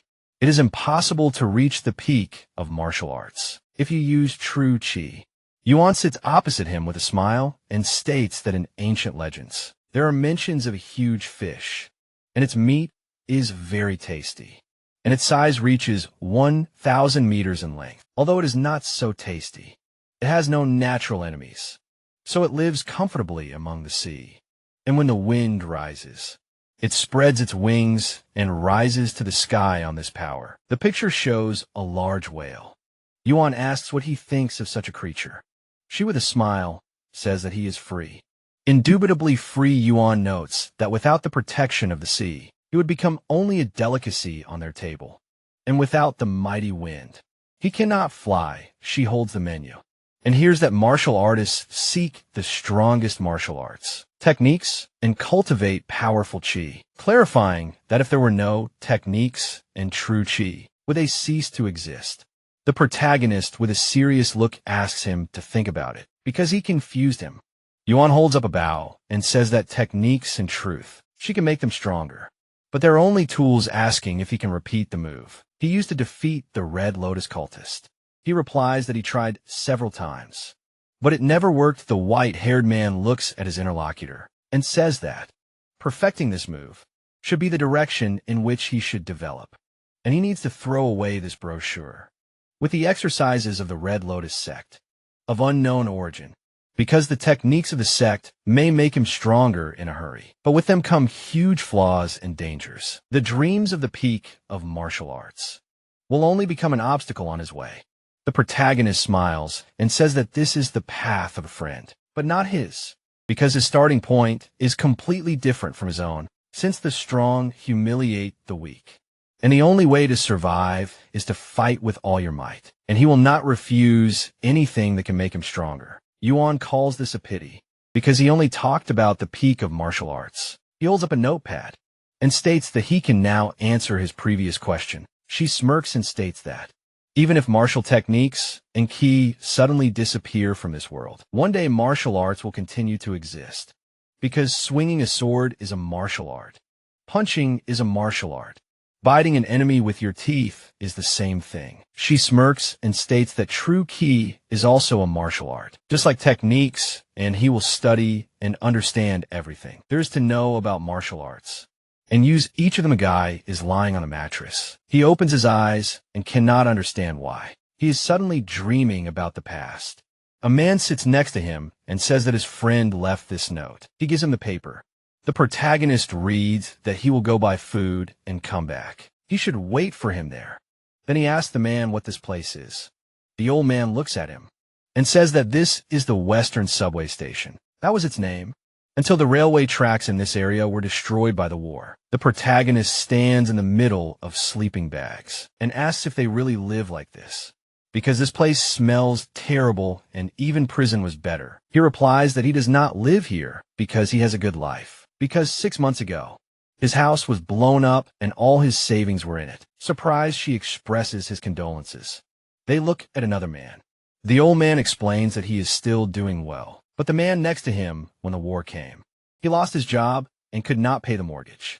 His house is still standing, but it was forcibly sold at auction, and due to the fall of the real estate market, the proceeds from the sale were not enough to cover the debt, and now he has to close the loan every month. The homeless man sitting by the bag says that someone is probably worse off than that man, specifying where the protagonist went. He holds his hand to his ear and says that he has to go and will come back and listen to his stories. Transport rushes along the tracks. The protagonist looks ahead and feels that Manhua's voice came from there. She runs on and hears a conversation where a man demands money from another, and he replies that he should find someone else. He, in turn, says that he recognized his student uniform, and how dare he kill a diplomat. The guy runs forward in the distance. A conversation is heard about how the interlocutor should be in prison now and not here, and that if he goes to a special intelligence department and turns him in at that moment, he doesn't care. The guy again says that the knife is in his hand, and if he doesn't want to get hurt, he just needs to give the money. The other refuses. The knife in the guy's hands is shaking. He exclaims how the other took it. The other apologizes and says that he was wrong. Blood is visible on the tip of the blade. He stands in front of the lying body. The guy asks about the fact that he figured it out himself, and this is his first corpse. Guanxian clenches his teeth and says that he didn't want to kill anyone, and everything went wrong. The main character says with a grin that the guy is just a local scumbag, and nothing terrible happened. Guanxian lowers his head and states that the Western subway station is a meeting place with the rebel army, and now they are not here because they abandoned them, and no one will save them. There are no options left. The events unfold in the hangars. The blonde stands in front of the dead guy and asks if all the surveillance cameras were destroyed. And what kind of coincidence is this?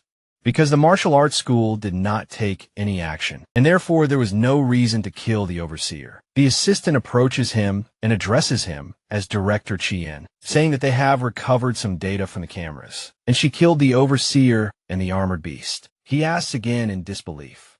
The guy looks at him and states that Perhaps he originally hid his strength as a martial artist, or probably temporarily awakened as a hunter, and the recovered part of the surveillance footage is too short to say anything for sure at the moment.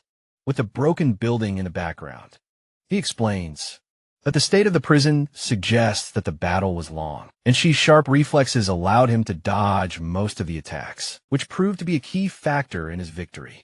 However, his attack power is low, making it difficult for him to deal effective damage to his opponents. And the overall assessment is that the protagonist's strength is equivalent to a relatively powerful C. Rank Hunter Xian looks at him with displeasure and asks if the logistics team didn't treat the burn on his head. The other man angrily points to his forehead and states that he himself refused treatment and will not remove this scar until he finishes off Rulon and destroys the Ming Shin martial arts school. The director throws up his hands and remarks that he is ambitious, but today is already late, and he is not a heartless boss who makes his subordinates work overtime when they are sick so he can go back and rest. The guy grits his teeth and wonders if there really is time for this, since the students have escaped from the prison, and they don't know anything about their whereabouts and the plan to take over. The Black Snake Society could fail at any moment. Xian lights a cigarette and says that there is no need to worry. The advantage is still on their side. And from the beginning, he placed spies to monitor the prison from a distance. And if the rebels or the Black Snake Society rescue the students, his agents will follow them to their lair and drag them out. Into the light, the guy stands in front of him and says that the students escaped on their own, without any outside help. And he replies that although the probability is low, he has taken into account the possible developments. Xian smirks and says that if the students escape from the prison on their own, the agents will secretly follow a few key students, and those guys will definitely contact someone for help. The surprise ward asks if they will really contact the rebels or the Black Snake Society, since the probability of this is extremely high, and he understands that the director pretended to plan in front of Rulon to deliberately show weakness. The director, with a cigarette in his mouth, assures that victory or defeat is not important now, and as long as the enemy lets down his guard and allows the Black Snake Society to make mistakes, the final victory will be theirs. The fighters approach them and shout the boss's name, saying that new information has come in. Suspicious bodies have been found a kilometer away from the prison. The picture shows the bodies of the dead in bags. The director is standing in front of them. He is surprised, saying that these are his spies. The events unfold in a luxurious mansion. The tall guy asks his sister why she came so late. She replies that she does not have to report to him. He smirks and says that he is worried about her because there are vagrant rebels, hungry animals on the streets, and anything can happen. She smiles and notices that he is worried about her and that this is something new, wondering if he was not afraid that she would fight for the inheritance. The guy, smirking, says that this is already in the past, and her father has decided on her marriage, and the date has already been set and agreed upon by the parties. The girl asks if her father will really allow her to marry a monster. A tall guy stands in front of her and declares that if this is the case, then they're no longer rivals. And if she marries a monster, she will never inherit the fund. And what's more, her marriage will become the cornerstone of the family's prosperity. He whispers in her ear with an ominous smile that she should take better care of her body before the wedding, and no matter what, she will still contribute to the family. Then he laughs loudly. The action takes place in a night garden. The girl is sitting alone and looking at the fountain. A guy in a red tie comes up to her from behind and tells Jia to tell the chairman about her plan, because if he finds out about her plans, he will definitely call off the engagement and make her the heir of the family. She replies that she has long known about the marriage. The guy, in disbelief, asks if she is really giving up the status of heiress of her own free will. Jia looks forward and says that her father will never allow her to become an heiress, not because of her abilities, but because of her gender. The guy stands next to her and says that the chairman has always cared and treated her and a young master fairly. She says that for the sake of the opinions of others, after all, the position in society is very important. Jia smirks and asks him not to make such a face and not to pity her, because she does not care about the family, and she herself will take what she wants. and it is better to get down to business. Because the interlocutor must have something important, since he is here at such an hour. The guy looks at her and claims that there are problems in the prison. The boss and the monsters were killed by Dao's adopted son, and the students escaped. She smirks and calls out the protagonist's name, asking that this fool of a scapegoat was able to kill a C-class monster. The man looks at her and states that maybe he is hiding his power, or maybe there was a breakthrough in the prison, and he awakened as a hunter. And at the moment, Chi's power is estimated to be at the peak of C-class, but not yet at B rank. Jia points out with a serious face that he is just a supporting character. After all, asking if there is any news from the Special Intelligence Department about the escaped student. The man looks down and states that other than Chi, the whereabouts of the others are unknown. All of the river spies were killed, and he does not know who did it. Unfortunately, he assigned one of his men to monitor Chi, so he has not been exposed yet. Jia stands up and asks again, stating that the spies who were monitoring the students are dead, but their man is monitoring the protagonist, and he is still alive, hinting that this is clearly not luck. The pink-haired girl stands in front of him and claims that they're also being followed, and someone is trying to figure them out. The guy looks at her and says that the Black Snake Society and the Resistance cannot follow them, and that it is possible that this is a completely different syndicate. Jia smiles and says that the murder of the Minister of Foreign Affairs is a big deal, and that it is only natural that someone is following him, which is why she is using Chi to make everyone think that he is an important person, and then he will become the center of attention, not them. The interlocutor asks in surprise that apparently he is not important. The girl explains that by becoming the culprit of the murder of the Minister of Internal Affairs, he has fulfilled his most important mission, and it is necessary to pass the task to Chi from the Special Intelligence Department, noting that it is necessary to tell Chi that this is his last chance, and that he knows what to do.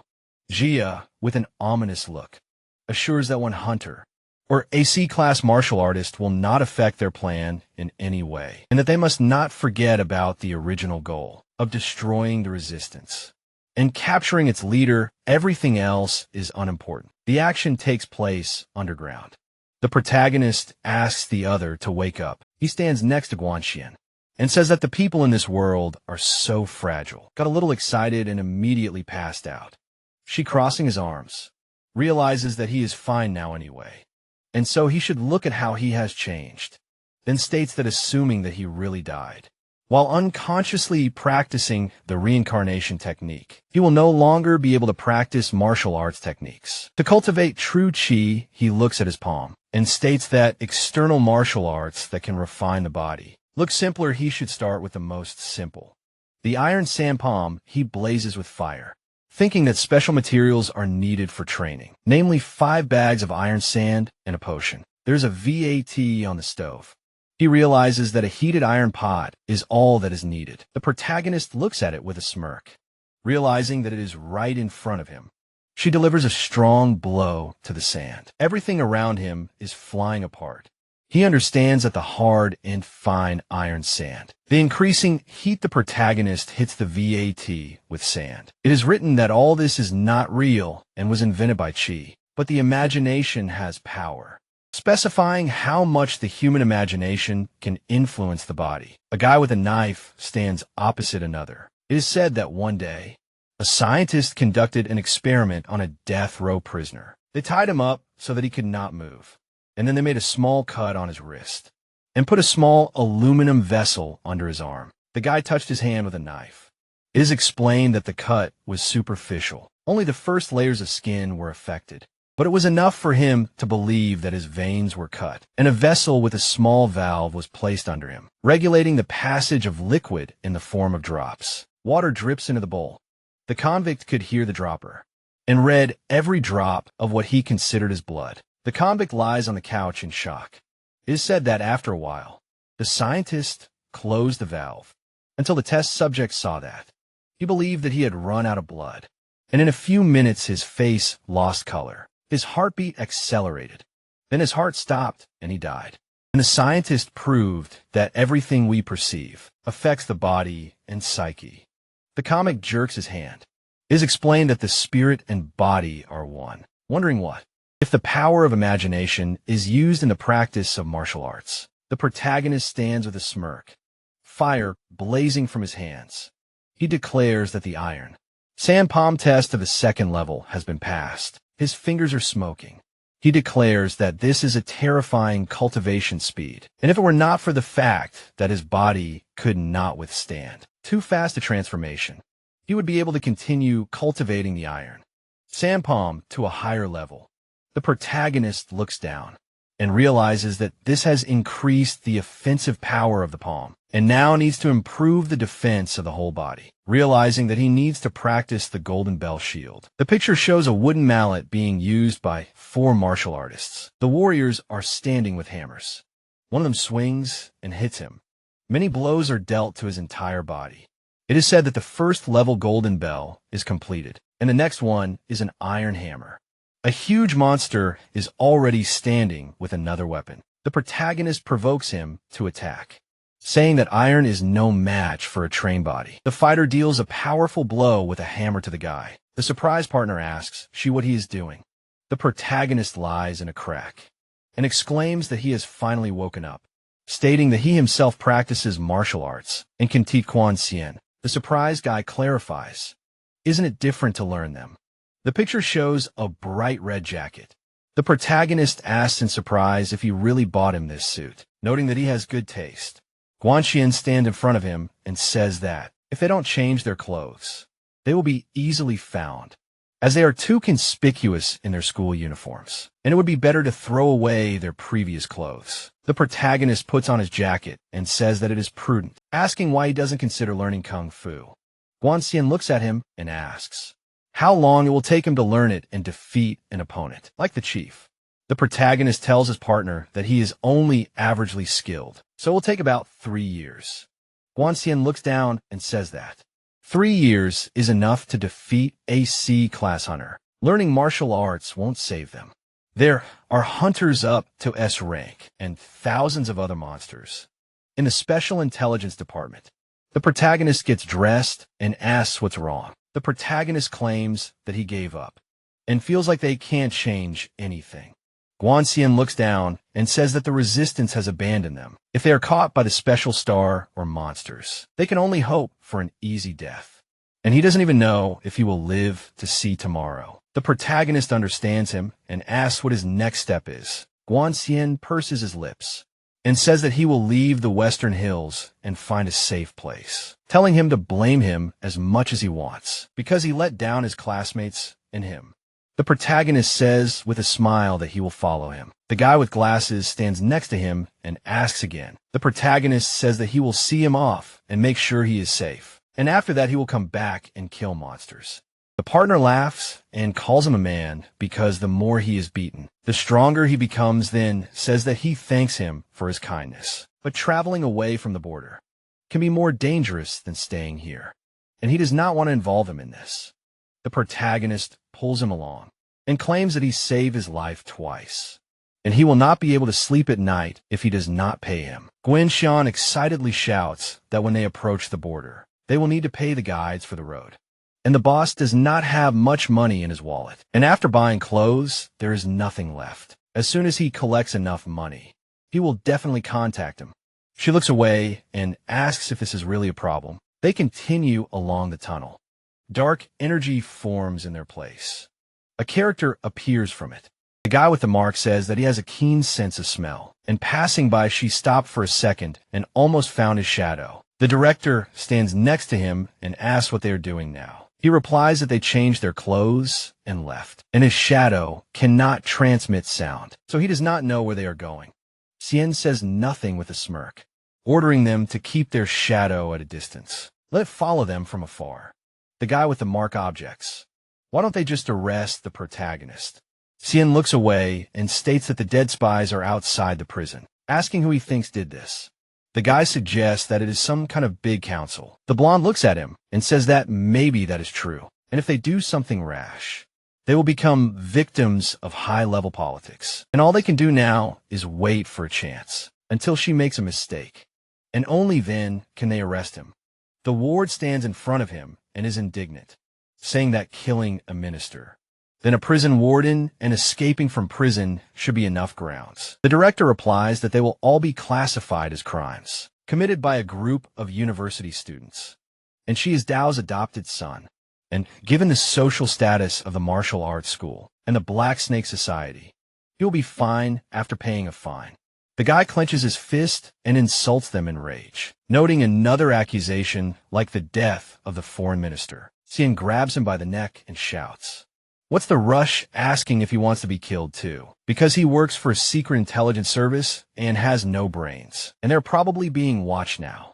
So nothing can be done. The guy looks ahead and exclaims that she has stopped in front of subway car, then notices that something is wrong, because there's a financial company there, and it looks like an illegal underground credit company. The principal lets him go and insults him, saying that she is the young master of the Black Snake Society and does not need to borrow money, ordering his ward to hurry up and give a list of all the branches of the Black Snake. The guy takes the notebook and sadly says that everything is here. Qian leafs through it and says that he found it, explaining that this is a subsidiary of the Black Snake Gang, and their last chance has apparently been missed. The guy with the mark looks at the principal and says that he is too pessimistic, because until she returns, anything can happen. The principal looks down and with a serious face states that the protagonist is deliberately contacting Ruland or Dao through a small and insignificant company. And when everything is settled and the identity of the culprit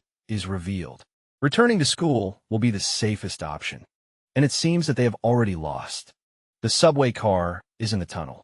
The blonde guy sits slumped in his seat and asks if he is ready, because after signing this loan agreement, they will come at the agreed time and will pay back the loan with interest, no matter what. The poor guy stands in front of him and thanks him for the loan, assuring him that he will never be late with the interest payments. He smirks and says that there is one more thing that needs to be done before signing the agreement. The poor guy stands in front of him and asks him fearfully what needs to be done. He whispers in his ear not to move. The thug approaches him. The guy asks what their boss, Raymond, is doing, who says that apparently his partner just came to work today and must be seeing this for the first time. The guard fearfully assumes that this is a lie detector test and pretends to sniff the other guy's body to put pressure on him and make sure that he is really capable of paying. Raymond smiles and says that Raymond's boss is sniffing his pheromones. The fighter asks again in surprise. The bouncer claims that he does not know the details, but he insists that there are only 3 sexes in the world: Alpha, Beta, Omega. The man points to his neck and says that the Alpha and Omega have a gland on the back of their heads that secretes pheromones, and the boss wants to use them to find a unique Omega as a life partner. The frightened guard clarifies that the Omega can be a man, and it doesn't matter even if it's a guy. The fighter turns around and asks what he's afraid of, because Raymond is not interested in him, because he checked them all before starting work, and they are all betas. Raymond stands behind the poor man and tells his subjects to bring money, because he just sniffed this guy and he smells like milk. So they need to give him money because he won't run away. The guards stand opposite. One of them smiles and says that he understands and will do everything. Now suddenly, the guy falls from the ceiling right on top of them. Raymond, with a serious face, calls it interesting because he can't believe that someone dared to come to his house and make a mess. The beaten warrior lies near the others and tells the boss that he couldn't stop him. The protagonist stands near Guanxian and asks if it's true that you can borrow money here, demanding to be served without waiting in line because they are in a hurry. The events took place a year ago. The girl is sitting on the couch. A blonde guy is sitting in a chair. Behind him is another guy. She says that he really is something the first day in prison, and already a fight with prisoners where 5 people were injured. One of them was seriously injured and sent to a regular hospital for treatment. Raymond sits and with a dissatisfied face says that it happened this way because he warned them that he was in a susceptible state, but they continued to provoke him. The doctor with dark hair sits opposite and clarifies what it means to be in a susceptible state. Raymond points to his neck with a grin and explains that at his age, about 3 times a year, the glands on the back of his head uncontrollably release pheromones, and during this period he becomes irritable, hot-tempered, and destructive. This is aggravated by the smell of omega pheromones, which is why he asked to be placed in solitary confinement and provided with the appropriate medication.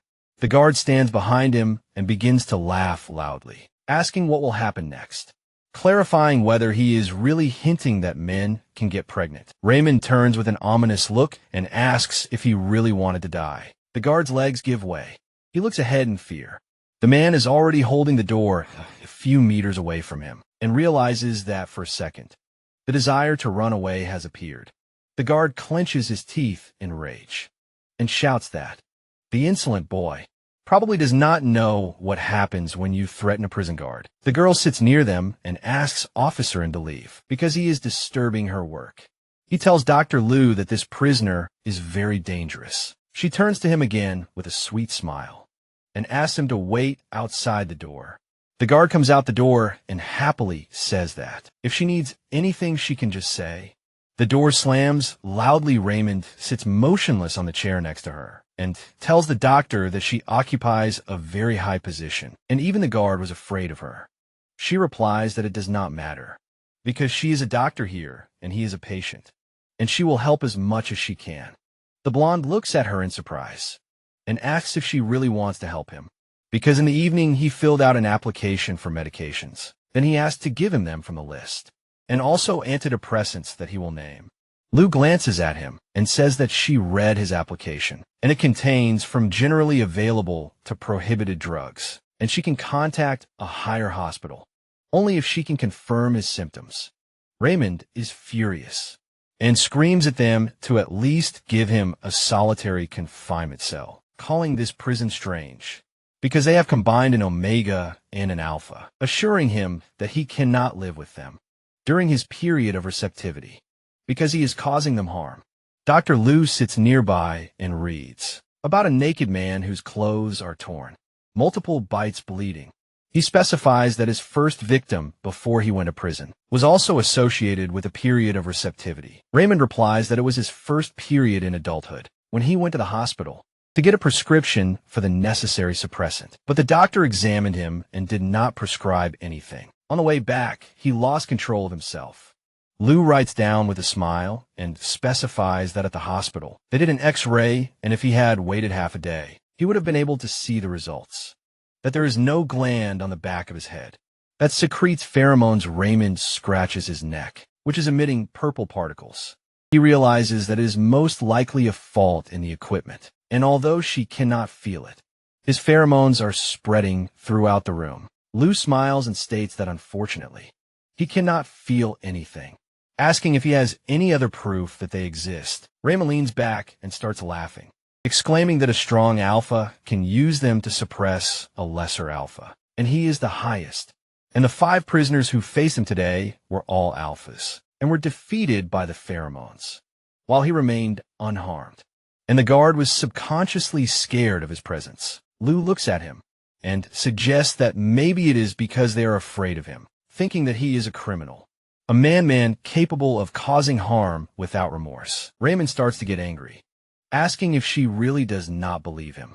The girl puts her palm to her chest and assures that she is sure that he is not lying to her. But what he considers common sense may be slightly different from reality. Listing alpha, beta, omega, she asks, well, he first thought that there are only 3 genders in the world. Raymond clenches his teeth and says that on the 15th of last month, on the day of his coming of age, the world changed overnight. He states that historically, socially, economically, politically, there was no difference, and it seems that all that has changed is people's perception of gender. Dr. Liu stands next to the dejected blonde and understands that he is upset. And subjectively, he is not trying to hurt people because he simply cannot control his mind and behavior, concluding that he is simply sick. Raymond, sitting on a chair, shouts loudly that he is not sick. It is just that the world is wrong and becoming strange, and he feels that there may be even more dangers ahead. She hands him the papers while he is sure that he is not crazy. Raymond clutches his hair with both hands, assuring that he is normal. She turns to the patient and says that staying in prison is dangerous for him and the other prisoners, and when his mental illness is confirmed, he will be able to leave the prison and receive the necessary treatment. The alarm in the room began to scream loudly. Dr. Liu looks at it and realizes that it is an alarm, suggesting that there was a prison break. Against the background of a large prison with fences, they exclaim that the prisoners have escaped. It is said that in the year 639, according to the sacred calendar, the first hunters awakened with new abilities. The prisoners definitely jump over the fences, destroying everything around them. It is said that regardless of race, gender, everyone gained access to superpowers. Even the prisoners, a fierce guy with a hand in the form of a scythe, exclaims the name of Raymond, saying that here he is. A surprised Luz stands in front of him and notices that his stomach has healed, asking what happened to his arm. The distraught prisoner looks at her and states that God gave him the power to take revenge, namely to kill Raymond. Dr. Liu stands in front of the monster in fear and yells at Officer and to help them. The villain states that yelling is useless, noting that the officer saw him kill 3 guards and then escape. The guy clenches his fist, saying that this is nonsense. Raymond stands in front of him furiously and states that if he wants to kill him, then go ahead. A ferocious prisoner with his hands in the form of weapons runs towards him, yelling that he is an idiot and he will cut him into pieces. He looks at his hand in surprise, not understanding what is happening, because his God-given powers have just disappeared. Bright flashes occur, indicating a fight. Raymond walks towards the door, with the beaten prisoner in the background, and tells Dr. Liu that he is not crazy at all. He looks forward with a smirk and says that even if a lower alpha gains strength, he cannot fight a strong alpha, and that is how the world works. The blonde suddenly feels a palm on his face. At that moment, he feels G pushing him to the side. The protagonist looks at his opponent with a smile and asks if he is thinking, assuring that there is no point in continuing this fight. The blonde lies on the ground in fear. Pheromones are flying around. He understands that this is impossible because they do not work on him, and he's tried to fight alpha hunters dozens of times since he escaped from prison. And if this is an alpha, then even a B class hunter will be completely helpless in front of him, and their bodies become weak. He looks at the red pheromones above him and realizes that it is because they do not work, and he was unable to suppress it. Noticing that they are musk pheromones, and he is also an alpha, the protagonist watches him with a smirk and asks what he is doing. Strange, and despite the fact that his personality and appearance are completely different, he gives him a familiar feeling, asking if he knows the master of the Red Lotus sect. Raymond sits on the floor and looks down, then asks again, not understanding what it is, because they did not come to preach to him, and he is not interested in cults. She smiles and holds his hand to the side, saying that they need to forget about it and need to get down to business, because he really came to borrow money. The blonde objects that he burst in here, injured his people, and now talks about it. And it seems to him that he just came to fight. She, with a sinister grin, offers to lend him money and he will leave their lives as collateral, specifying how much 5 lives are worth, including Raymond and his men. The guy with the mark stands in front of the smoking director Chien and states that they are fighting. He asks again if he means Raymond, and she, the guy with the serious face, stands next to him and assures him that he is not mistaken. He replies that it is strange. How dare they speak out against the son of their boss? The guy with the mark looks at the boss and claims that these fools are the lowest level of the Black Snake Gang, and maybe they have never met the protagonist. But in any case, it is good. Chien, with a serious face, smokes a cigarette and states that it is quite the opposite. If they do not know who Chi is, then how can he not know that they are subordinates of the Black Snake? He understands that the protagonist should have realized that he is being watched, and that is why he acts together with them, in order to hide his true intentions.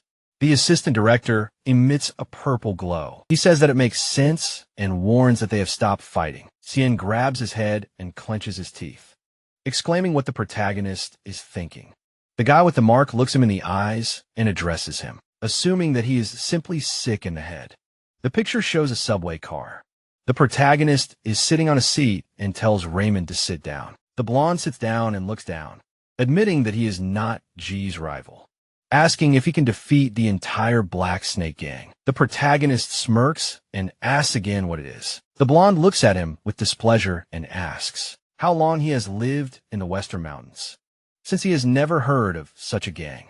He asks in confusion if he should really know this. Raymond, crossing his arms, states that he can just ask someone, because the Black Snake Society is the largest underground force in the Western Mountains, clarifying whether there are still people like him in this world. The blonde offers to take his money and get out, and after 3 days, he must return everything or they will come for him. The protagonist, with a dissatisfied face, asks what happens. He just gives him the money. Raymond, leaning back and spreading his arms to the side, states that if, of course, he needs this money, then he can take it, and this is not such a large amount to fight for them, and wishes him not to regret, because after this, Class B and the hunters will look for them one by one, and when his body is thrown into Canadianization, there will be no need to blame him for not warning. She, with a dissatisfied face, calls him an impossible conversationalist and hints directly that he is not going to repay him. Raymond, in a confident pose, declares that his life is really not sweet, clarifying how much he wants. The main character asks with a grin how much it will cost for 3 people to travel. Raymond suspiciously clarifies that they want to escape from the Western Mountain through the border zone, calling it a large sum, and moreover, even if they get the money, they will not reach the Green Hills. There are many guides who claim to be able to get there, but most of them are scammers. She sits opposite him and calls it logical with a smile, asking if he knows a real guide who can show the way. The blonde asks him to wait, because he robbed him and wants him to introduce him to the guide, asking how dare he do this. She smiles and extends his hand and says that he is in a hurry, and if he finds him a guide, he will think about returning the debt with interest, so to speak, an additional agreement. Raymond, with a displeased face, cannot understand if the guy in front of him is serious, but in any case, he will find him a dubious guide and kill him on the way. The protagonist, arms crossed, stands in front of him and asks if he agrees. He says that he will help him. She stands right next to him and says that they will go and maybe get to another city today. He asks again in disbelief. Raymond fearfully asks why he should go too. The protagonist, with an ominous smile, asks if he forgot because she lent the road for 3 people. The blonde shouts in rage that he is a fool and imagines himself to be someone. The picture shows poor buildings against the background of skyscrapers. The frame shows a site in front of poor houses. Guan Xian adjusts his glasses, standing behind the blonde, and says that an hour has passed since the appointed meeting. He replies that if they do not want to believe, they can leave because he is forced to overpay for such urgent work. The protagonist sits on the ground and notices that someone is walking, namely 5 people in front and 5 behind, and now they are surrounded, noticing that they smell like mountain people. The blonde man, with a displeased face, glances and remarks that she has a good nose, because they hunted wild animals on the border between the Western Mountains and the Green Hills. The so-called poachers, the guide in brown and green clothes and a Panama hat, stands in front of them and states that they know a lot about them, asking where from. Raymond looks at him with a serious face and says the phrase, "Star Unicorn 6. The man in the Panama glances and calls him an old friend, asking if it is true that the 3 of them are going into the green thicket. Noting this is unusual, then he asks if they're going to run away alone, leaving their family in the Western Mountains. Raymond stands in front of him and states that he is an orphan. Guan Xian adjusts his glasses and says that his parents died in the war last year. She sits on the ground and smiles and states that he thinks he had someone, but he does not know them. The guide looks at them with a displeased face and says that they are full of arrogance, and since he knows the code word, he will give the last piece of advice, saying that this is a dangerous route, and half of the people usually die on the way. He continues to warn that the mountains are harsh, and even more dangerous are the animals and guards patrolling the border. Guan Xian and Raymond stand in front of him with a serious look. The blue-haired one says that he is ready for this. The blonde one asks him to stop talking nonsense, and it is late, so they have to go. The guide turns around and, with a displeased face, asks him to excuse him because he cannot accept their order, saying that tomorrow he will find them another guide. In any case, not today. The blond man stands spreading his arms and shouts at him to stop, because he paid the deposit. The man in the Panama hat, and with a suspicious look, assures them that he will return their money in double the amount, because he is getting old and wants to do his business safely. And the three of them do not look like ordinary refugees. The protagonist sits on the ground and smirks, clarifying that they will leave tonight if he asks them. Very insistently, the guide bangs his stick in rage and shouts at them to try to force him, shouting about a mustache, a round head, a mountain chicken. The man looks at them in fear and shouts cold words about having a problem. Customer, one-eyed dragon. Scarface Panther, he begs them to come quickly. She watches him with a smile and asks him to stop shouting and looking at him like that. He assures them that they are not dead, just unconscious. And he will ask again that if he asks him to take this order. Raymond, arms crossed, stands with Quan, Cien, and Chi, while the man, with a trembling voice, assures that he will do whatever they want. The guy in a t-shirt and hat lies on the bare ground. The Mark's underling stands next to Director Chien. He says that the protagonist and the others are leaving. The boss remarks that there is no hurry, and if they get too close, they will be noticing that all 9 people are unconscious. He asks the assistant if he saw Chien do it. The Mark's guy looks down and says that he didn't see it, since he was fast and stealthy.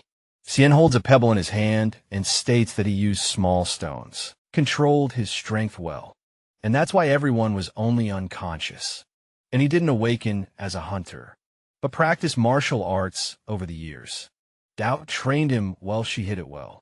The underling looks down sadly and says that the protagonist got into the conductor's car, and it looks like they are ready to head across the border. He turns to the director saying that he said that they will wait for the protagonist to make a big mistake, to arrest him. He clarifies whether escaping from the Western Mountain is such or not. Cien clenches his fist with a joyful grin and exclaims that this is enough now, as this is a betrayal that even the heavens will not forgive. A group of people walks along a path. Someone tells everyone to get ready, as they are leaving in 5 minutes. The protagonist turns around and asks if there are really so many people, and if he can take care of them. The guide replies that there is no need to worry. He looks ahead and says that including the 3 of them, only 15 people are going with them, and some just came to say goodbye to their loved ones. The people stand to the side. The man asks his mother and father why they cannot go with them, as he cannot relax while they are here. The old man calls it stupid, as if he leaves, there will be no one to look after the chickens and ducks, and no one to look after the vegetable garden. The grandmother, with a sad face, declares that she is used to living in the village and has never even been to the city. And Chinchio is far away and she does not want to go there at all. The man stands in front of his father and asks them to think about it, because he has already prepared money for them. And the Western Mountain is too dangerous, and it is unknown what the animals are doing. The old man asks not to worry about it, because in the village they grow their own food, and so they can cope. The little girl cries and begs her grandfather and grandmother not to leave them. The grandmother hugs her and asks her not to cry, because everything will be fine and they will definitely visit them. The guide climbs the mountain and asks for attention, stating that the time has come and they are leaving. A group of people walk along the rocks. The protagonist heads forward. Suddenly his foot slips off the cliff. Raymond holds on and shouts in rage that he changed his mind and is now going back. She grins and tells him to stay, because he has already paid for the passage. He replies that he did not know that there would be such a steep slope. The protagonist smiles and says that he already knows their plan, and if he insists on returning, he will have to kill him. Raymond angrily states that if he is so careful, he should have kept an eye on the guide, because this old man is clearly offended by him. The protagonist confidently says that he remembered his smell, and that is why the guide cannot escape.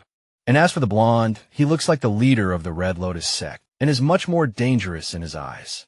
Enraged Raymond says that he does not know about this at all, clarifying in what sense she remembered the smell, because this old man is far ahead.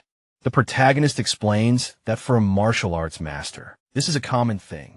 The blonde looks at him displeasingly and asks if he can teach him, because he wants to smell the omega pheromones from a distance, declaring that his debt can be considered payment for training. The man's leg slips off the rocks.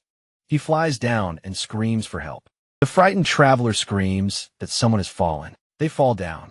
The participants exclaim not to come closer and not to push. The guide furiously orders them to calm down and press themselves against the wall, because in half an hour they will be in a safe zone. The blonde angrily tells the man to go somewhere far away. The events unfold in the cave half an hour later. Raymond, looking tired, goes forward and exhales that it is finally over. Another participant declares that they are only at the beginning, and already 3 people are dead.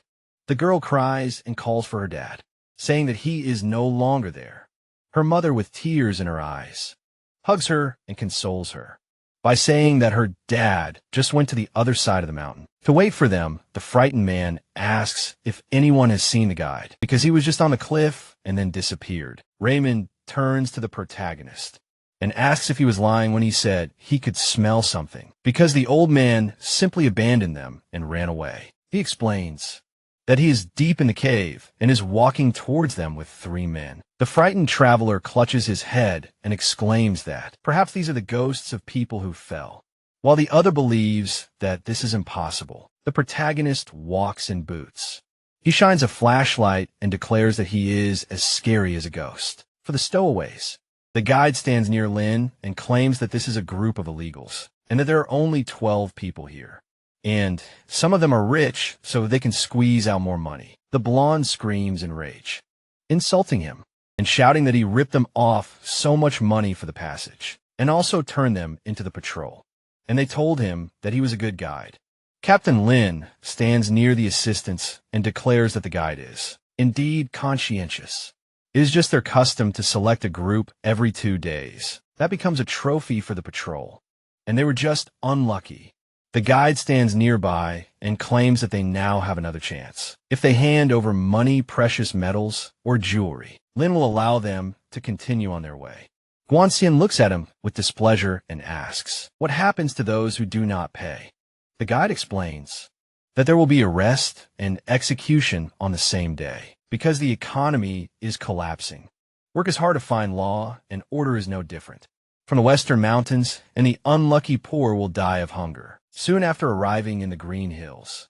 The guy with glasses calls them shameless bastards because they use human life as a bargaining chip. Lin, crossing his arms, demands not to talk to them, warning that in 5 seconds, if no one pays, he will be forced to use force. The frightened traveler holds onto the briefcase and screams that he will not give them the money. The fighter hits him in the face. He looks into the briefcase and takes the jewelry, exclaiming that he found gold. The other tells the girl that she can do without money. The other participants run away in fear. The fighter says that there's only one way out, and he would not advise doing it. The rock collapses loudly. He explains that they are guarding the entrance. The man sighs, saying, what a pity. The protagonist holds the monster and says that they overestimate them, because just one hit and they are gone. A glow forms in the creature's hand. It illuminates chi, an exclamation is heard. Try this. Human smoke spreads around. The protagonist, with a glow in his mouth, wonders if this is a gun with sharp armor, because it is chewy and tastes nothing. While thanking for the treat, the monster with sharp fangs looks at him in shock and does not believe that he ate an armor-piercing gun. She takes it by the shell and says that there is nothing surprising in this. The monster screams in pain, begging him to stop right now. She confidently tears it apart, saying that any healthy man can do it with proper training. The guy goes forward. Captain Lin demands to step back. The fighter holds a little girl and says that if he takes even one step, he will kill her. The mother is on her knees and begs him to let her daughter go, saying that if they need a hostage, it is better to take her. Lin kicks her in the head, demanding that she take her hands off. The captain looks away in shock, not understanding what is happening.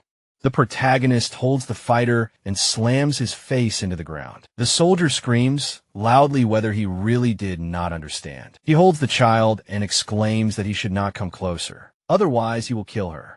The frightened girl calls for her mother. The protagonist closes his eyes and calls for action, because he does not even know her. Lin, with a smirk, says that he is just pretending that he does not care, in order to deceive him, but he will not succeed. The guy with glasses quietly sneaks up behind the villain. Raymond sits behind Guanxian and says that his hands are shaking too much. Guanxian in turn demands that he shut up because he will do it. The guy with glasses calmly looks forward. He remembers his first murder. He looks in shock in front of him. The blonde man skillfully snatched the knife from him and rushed forward. There was a quick blow. Blood flew in all directions. Raymond cut off the villain's head with one blow. The little girl runs to her mother. She tells her to thank this young man.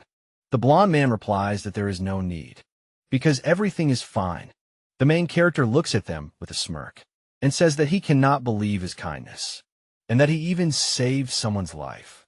He turns around and replies that this girl's pheromone is a rare durian scent, and as the only sober alpha, he must protect the diversity of pheromones in this world, and when everything will return to its original state again. But the guy interrupts and wonders why he is explaining all this. The protagonist stands opposite and says that he has passed. He asks again, she with a smile, declares that he is satisfied with his answer, and he is ready to teach him martial arts, a technique that allows him to smell from a distance. Raymond is surprised and asks what impressed him so much in his answer. But since he agreed, he cannot go back on his words. And when they return, the protagonist must teach him. The guide leads the travelers. The man looks at them and declares that this is the last obstacle, and then the territory of Chinchillo.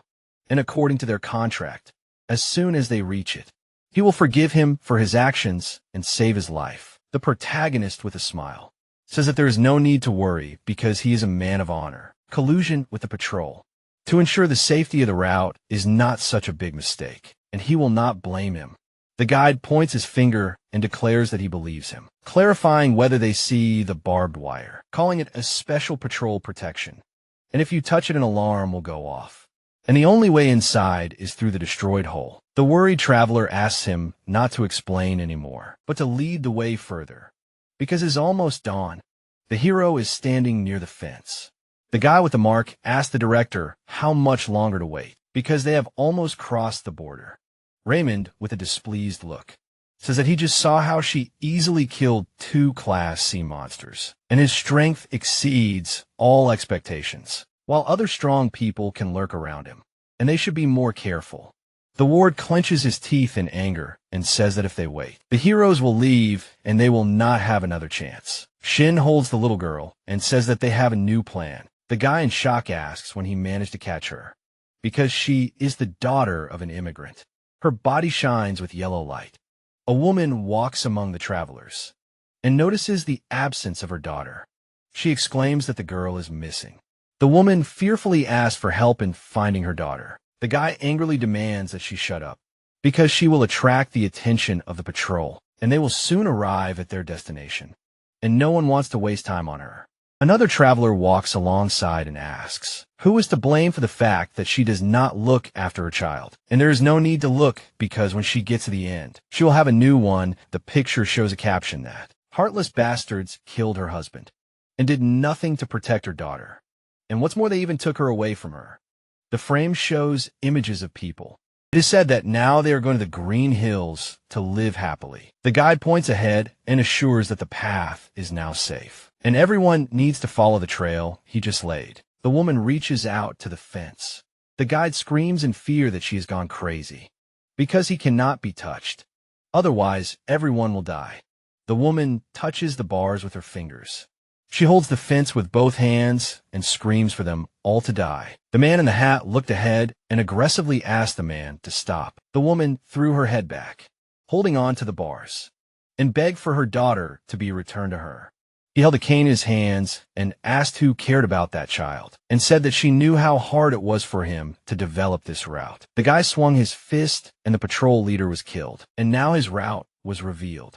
He hit the bars with all his might, and they had disrupted his plans, and he had to make them realize the cost of insult, and they should die in agony and despair.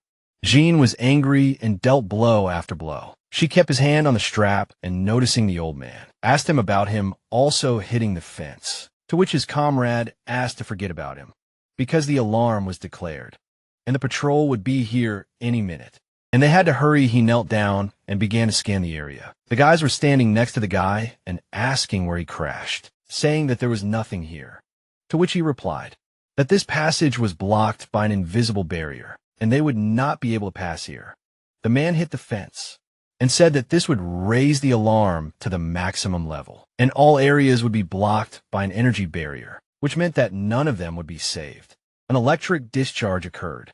Lightning struck the old man in the arm. He fell to the ground, and electricity ran through his body. The man looked away and asked if they had gone crazy and said that, especially this old man. He died from the current before the patrol found them and suggested that they were lucky. Lona looked back arrogantly next to the little dead girl and said that it wasn't luck, but his skill that allowed him to manipulate people's emotions. And this child also came here alone because she was under the effect of his skill.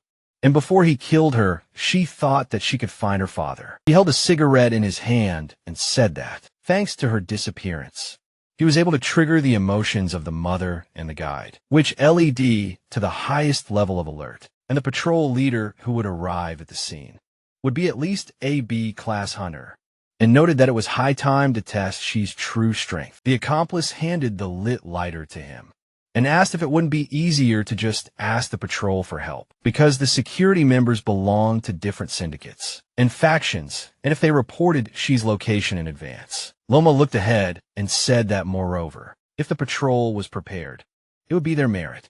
And all he needed was a hunter who did not know the truth, and said that they would wait until he and the hero were wounded, or dead as shelf fell from the sky, and he said that he was very bored. The patrolman approached them and asked if they had disturbed him, and thought that it was urgent, asking that there were only 9 fugitives here. The fugitive grinned and said that the patrol was approaching, to which he asked not to worry, because the guard was alone, and the guy in the red jacket could easily deal with him. She pointed his finger at himself and asked again, wondering if they were talking about him. The guard took the sword out of its sheath and said that it seemed that they believed in the strength of the guy. There was a blow and the opponent was divided in half. The hero ran forward with his partner and said that he simply killed the one, to which he asked when the patrolman had time. Blood spurted to the side. In one movement, the swordsman cut 2 people down. He looked at the fugitive in the red jacket and said that he would save him for last, to which he said that the guard was very kind. The white-haired man looked ahead, saying that his speed was his strength, and offered to see if he could overtake him and protect the rest. There was a sharp movement, and the guard said that there were 6 left. He ran past the people, cutting them like butter. There was a powerful cut, and he reduced the number. He struck again with a powerful blow and killed 2. He raised his sword above himself, and a dead body of a woman fell nearby and said that it was boring, and the guy in the red jacket did not save anyone. The fugitive looked to the side and said that he was too fast, and he did not even have time to see the moment when he killed. The white-haired man held the sword in his hands and said that it was a waste of time and a complete disappointment, and after he killed him, he would go back to sleep. The hero looked to the side. The guard began to swing, preparing to strike. He held the sword in front of him and thought that this was it. He would cut him into 2 even pieces. The protagonist's elbow hit the opponent's face. The opponent flew to the side from the force of the blow. The body fell to the floor and raised dust. MC held his fist in front of him and said that he hit him, and it was very easy, and asked if he was a B class, saying that he was also more durable than a class hunter. The white-haired man put his hand on his face and said that he was pretending and still could keep up with him. She stood with his back to him and said that he was wrong and that he was faster than him. The red-eyed man frowned and said that if that was the case, he would not hold back. The patrolman jumped and said that he would pounce on him at full speed. The hero watched as the opponent moved from side to side. The guard wanted to strike, but the protagonist counterattacked. The foot hit the floor, and the opponent said that this time he was sure that he was really slower than him.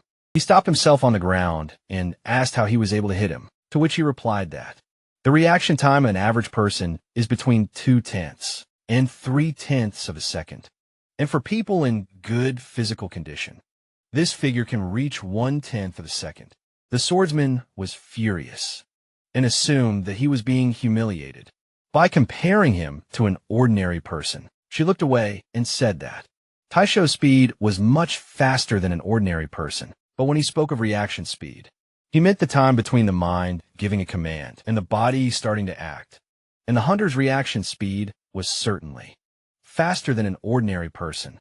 But his speed was no different from that of a Class C hunter, and noted that 0.05 of a second was the limit of him. The opponent began to move to the side, saying that this was enough for him, to which he said that experienced martial artists can determine the opponent's next move by observing the strength of his muscles. The white-haired man gave me the direction vector, and the hero said that he shouldn't have killed him first, because now he had studied all the habits of the opponent's body, and he wouldn't be able to defeat him.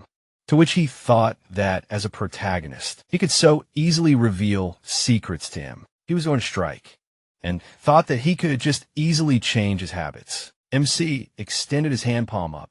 She struck with his palm, and the enemy fell. He stepped on him and said that, as expected, he still decided to change his movements, and noted that this was not something that could be changed so easily. The hero looked down and said that this made the patrolman more vulnerable, and now he was in his hands. Long turns to the walking Guangxian and asks why he was following him, to which the guy replies that he wants to find the missing girl. The hero seriously asks why, if they are almost there. The guy with glasses is going to go back the way they came, for the sake of a little girl who has no family. And the friend explains that it will not take long.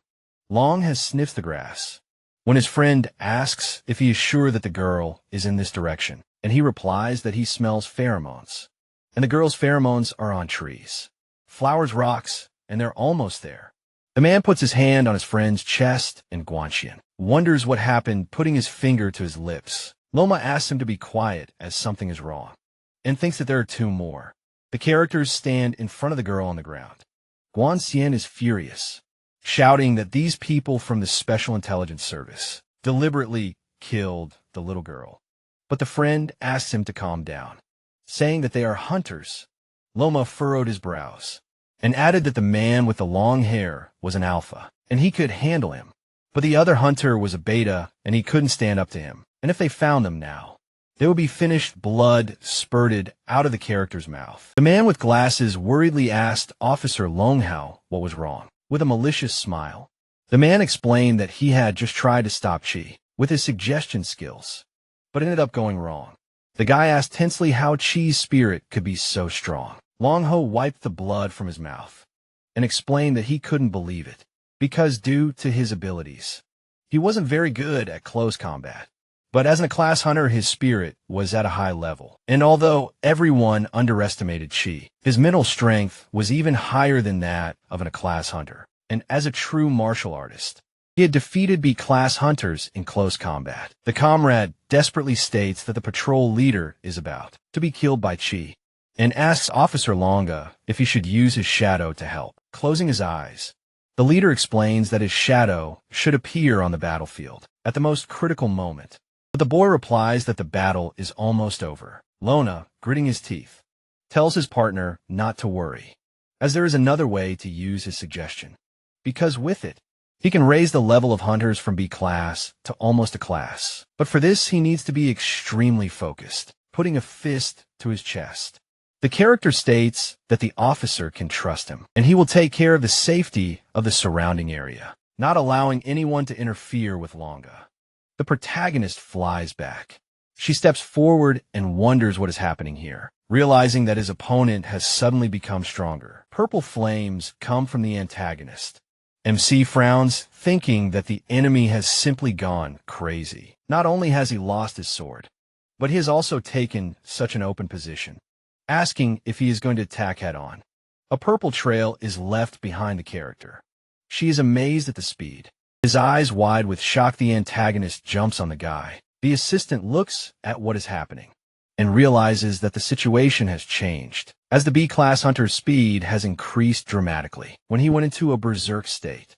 Black magic is coming from the character, and she barely had time to defend himself as he was pushed back. There's a lot of smoke and explosions ahead, and the guy decides that when they run out of steam, he can intervene. The protagonist moves back. The assistant grits his teeth, realizing that the battlefield has moved here too quickly, and he will be noticed. A large hand hangs over the hero. She recalls his words that he felt like something was wrong, and someone was using strange techniques or magic to shake his spirit. MC holds the little guy in his hand, adding that the patrolman's condition has changed dramatically, and asks if it's him. The assistant panics and asks the hero to wait, because he misunderstood and he is here to protect him. Clenching his fist, he crushes the guy and says that he doesn't believe him, and the spell on the hunter should also be lifted. The antagonist comes out of the fog and wants to kill. She worriedly realizes that he was wrong.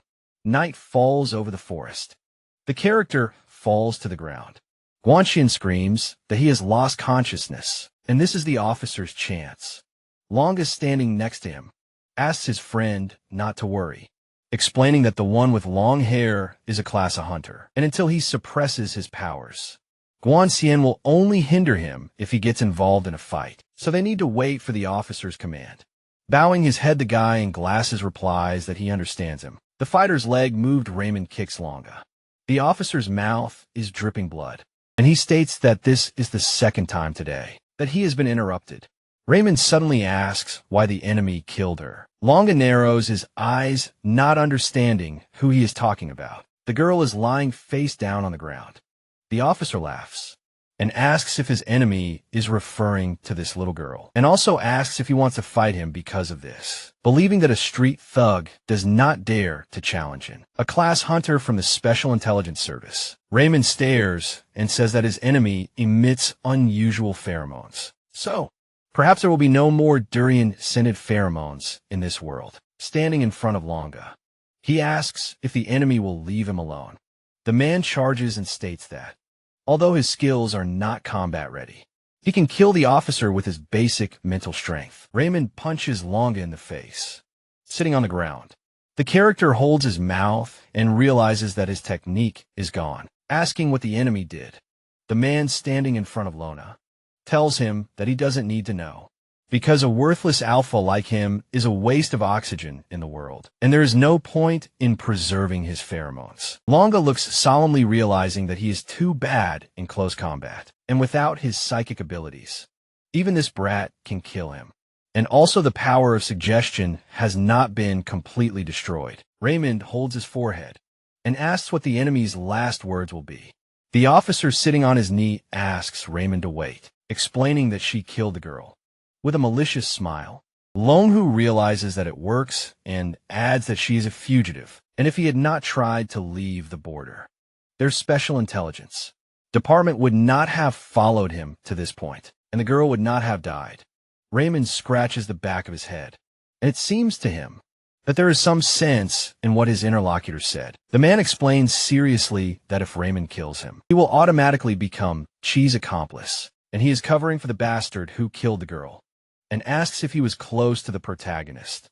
The character answers worriedly that he has nothing in common with MC, because he has known Chi for less than a day. The officer approaches, extending his hand to Raymond, and states that he is a talented young man, so he should be ashamed to be running errands for the Black Snake Gang. And Long Ho wants him to join the Special Intelligence Department, asking him to help him catch Chi or even just kill him. Bowing his head, Raymond clarifies whether he wants to kill Chi. Looking sullenly, Longa answers affirmatively because MC is too dangerous. The guy hits the officer. Longa angrily holds back the blow, asking if his opponent is going to become an enemy of the special services. Because of this bastard adding that he will be declared wanted, Raymond punches the antagonist in the stomach and screams at the idiot to shut up. And if he wants to kill Chi, he should kill him first. Blood spurts out of the man's mouth, and he is horrified, not understanding what is happening here, because the suggestion should have already worked. Raymond hits the prone officer and declares that MC promised to teach him martial arts and the art of sensing objects from a distance, punching the enemy in the face. The hero also says that until he finds the omega of his destiny, no one will kill him. Loma is very painful from the blows. Raymond jumps on top of him. Sparks fly. The guy trembles, realizing that the pheromones have gone out of control at such an inopportune moment. With a beaten face, the officer looks to the side. He kicks Raymond back, crawling on the ground. Longhead does not understand what is wrong with the enemy, and it seems to be his power, so he thinks to kill it now.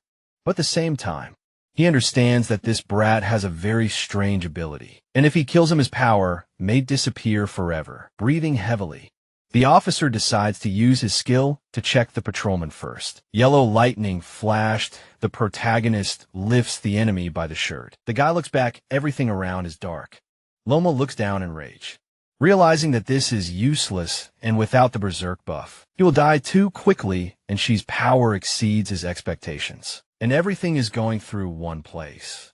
So it is better to focus on staying alive. Walking away from the enemy, the officer holds his shoulder and wonders if she looked in his direction. At the moment, the suggestion skill was interrupted, deciding that it is time to leave and he cannot stay here. Guan Xian has a knife in his hand, standing with a cold weapon. He shouts at the character to stand still and not move. Looking back, Longher realizes that there is someone hiding there. Guanshan looks sternly and repeats that the man should not move. Stay in place and not move. The officer's feet are on the ground. Looking at Guanshan, Longhao says that he knows that he is Chi's friend and the chairman of the student council of Shursin University, offering to make a deal with him. Raising a finger, Longa explains that if the guy wants to escape, then there is no problem and he will not interfere because from now on, he will not be an enemy to him and Shi. But in exchange for this, they will allow the officer to take his stupid subordinate and leave peacefully bowing his head. Guan Xian replies that his subordinate is unconscious and he cannot use his strength, and his body is all bruised, so he has no reason to let him go. With a smirk, Long states that he is kind enough to give him a chance, and he responds with this. Gritting his teeth, Guan Xian asks, "What is so funny?" Laughing evilly. The officer calls his opponent a natural-born coward, since he escaped from prison and is now running away from home, asking what else he can do but run away.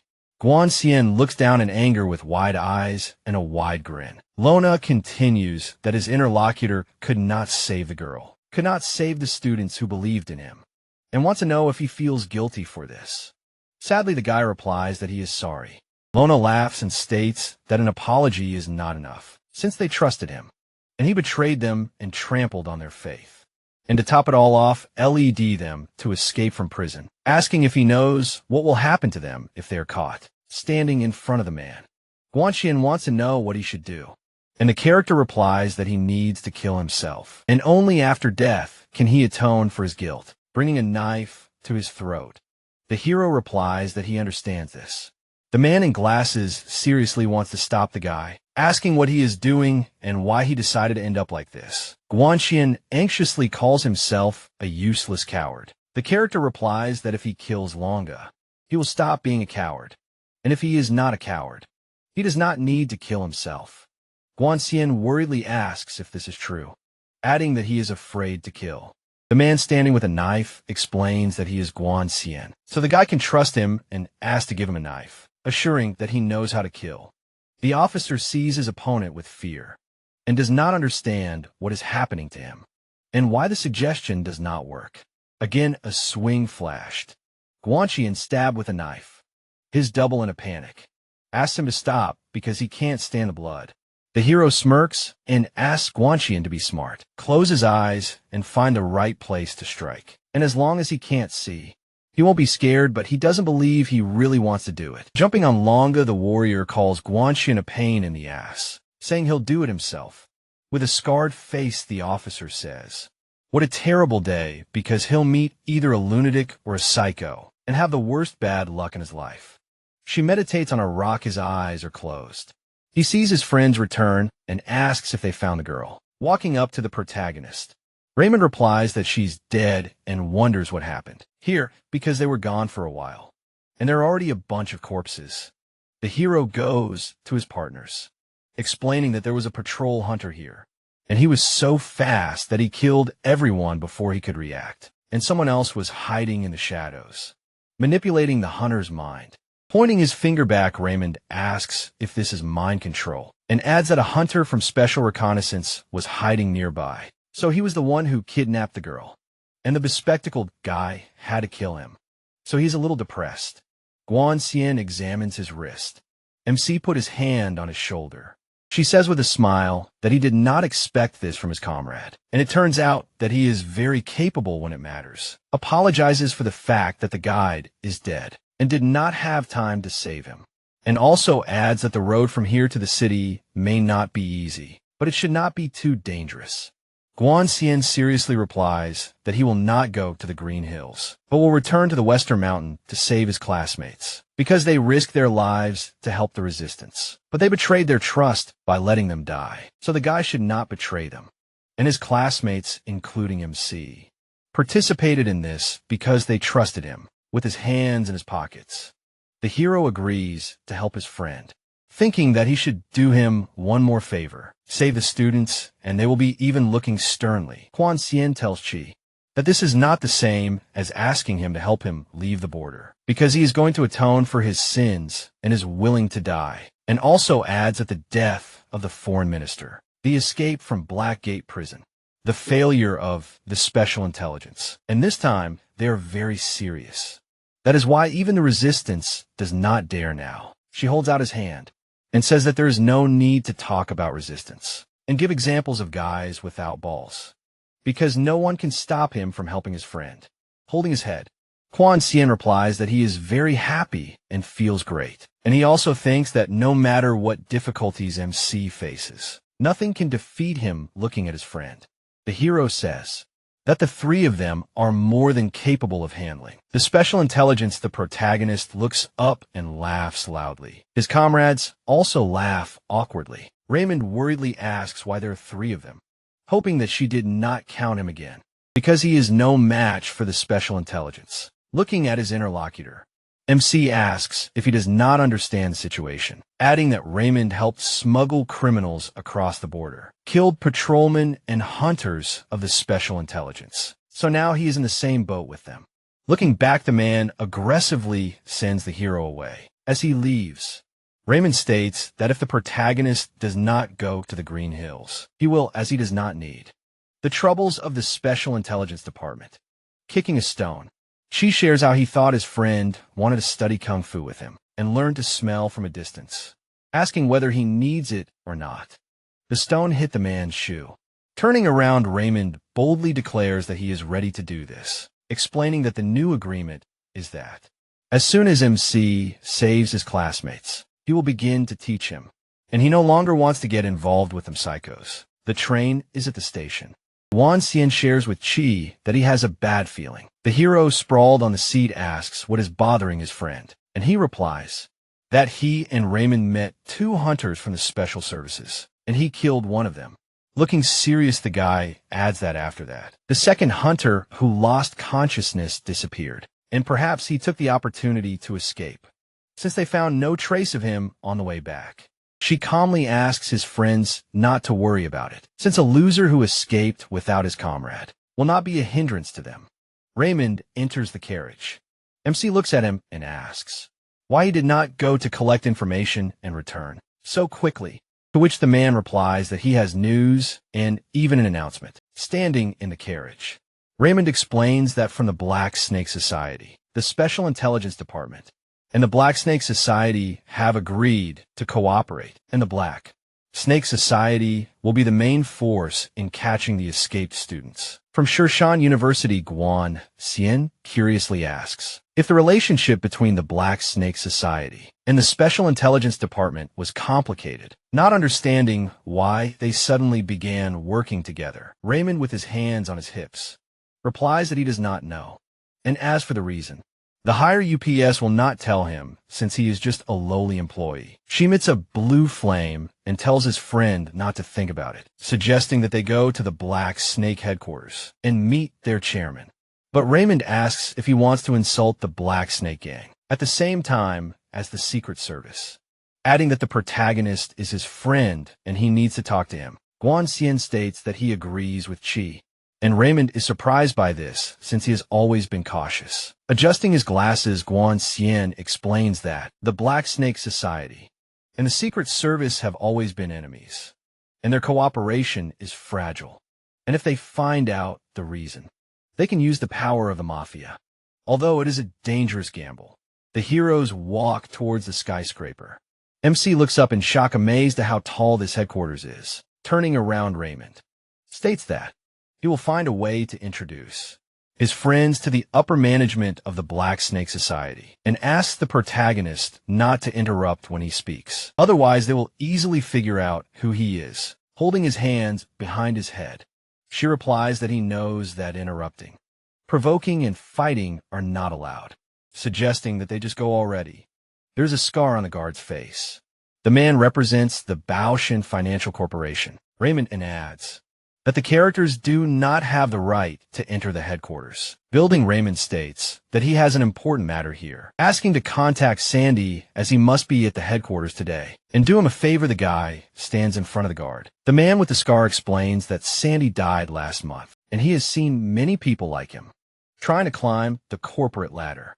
So he tells the guy to get out of here, do his job, and not get cocky.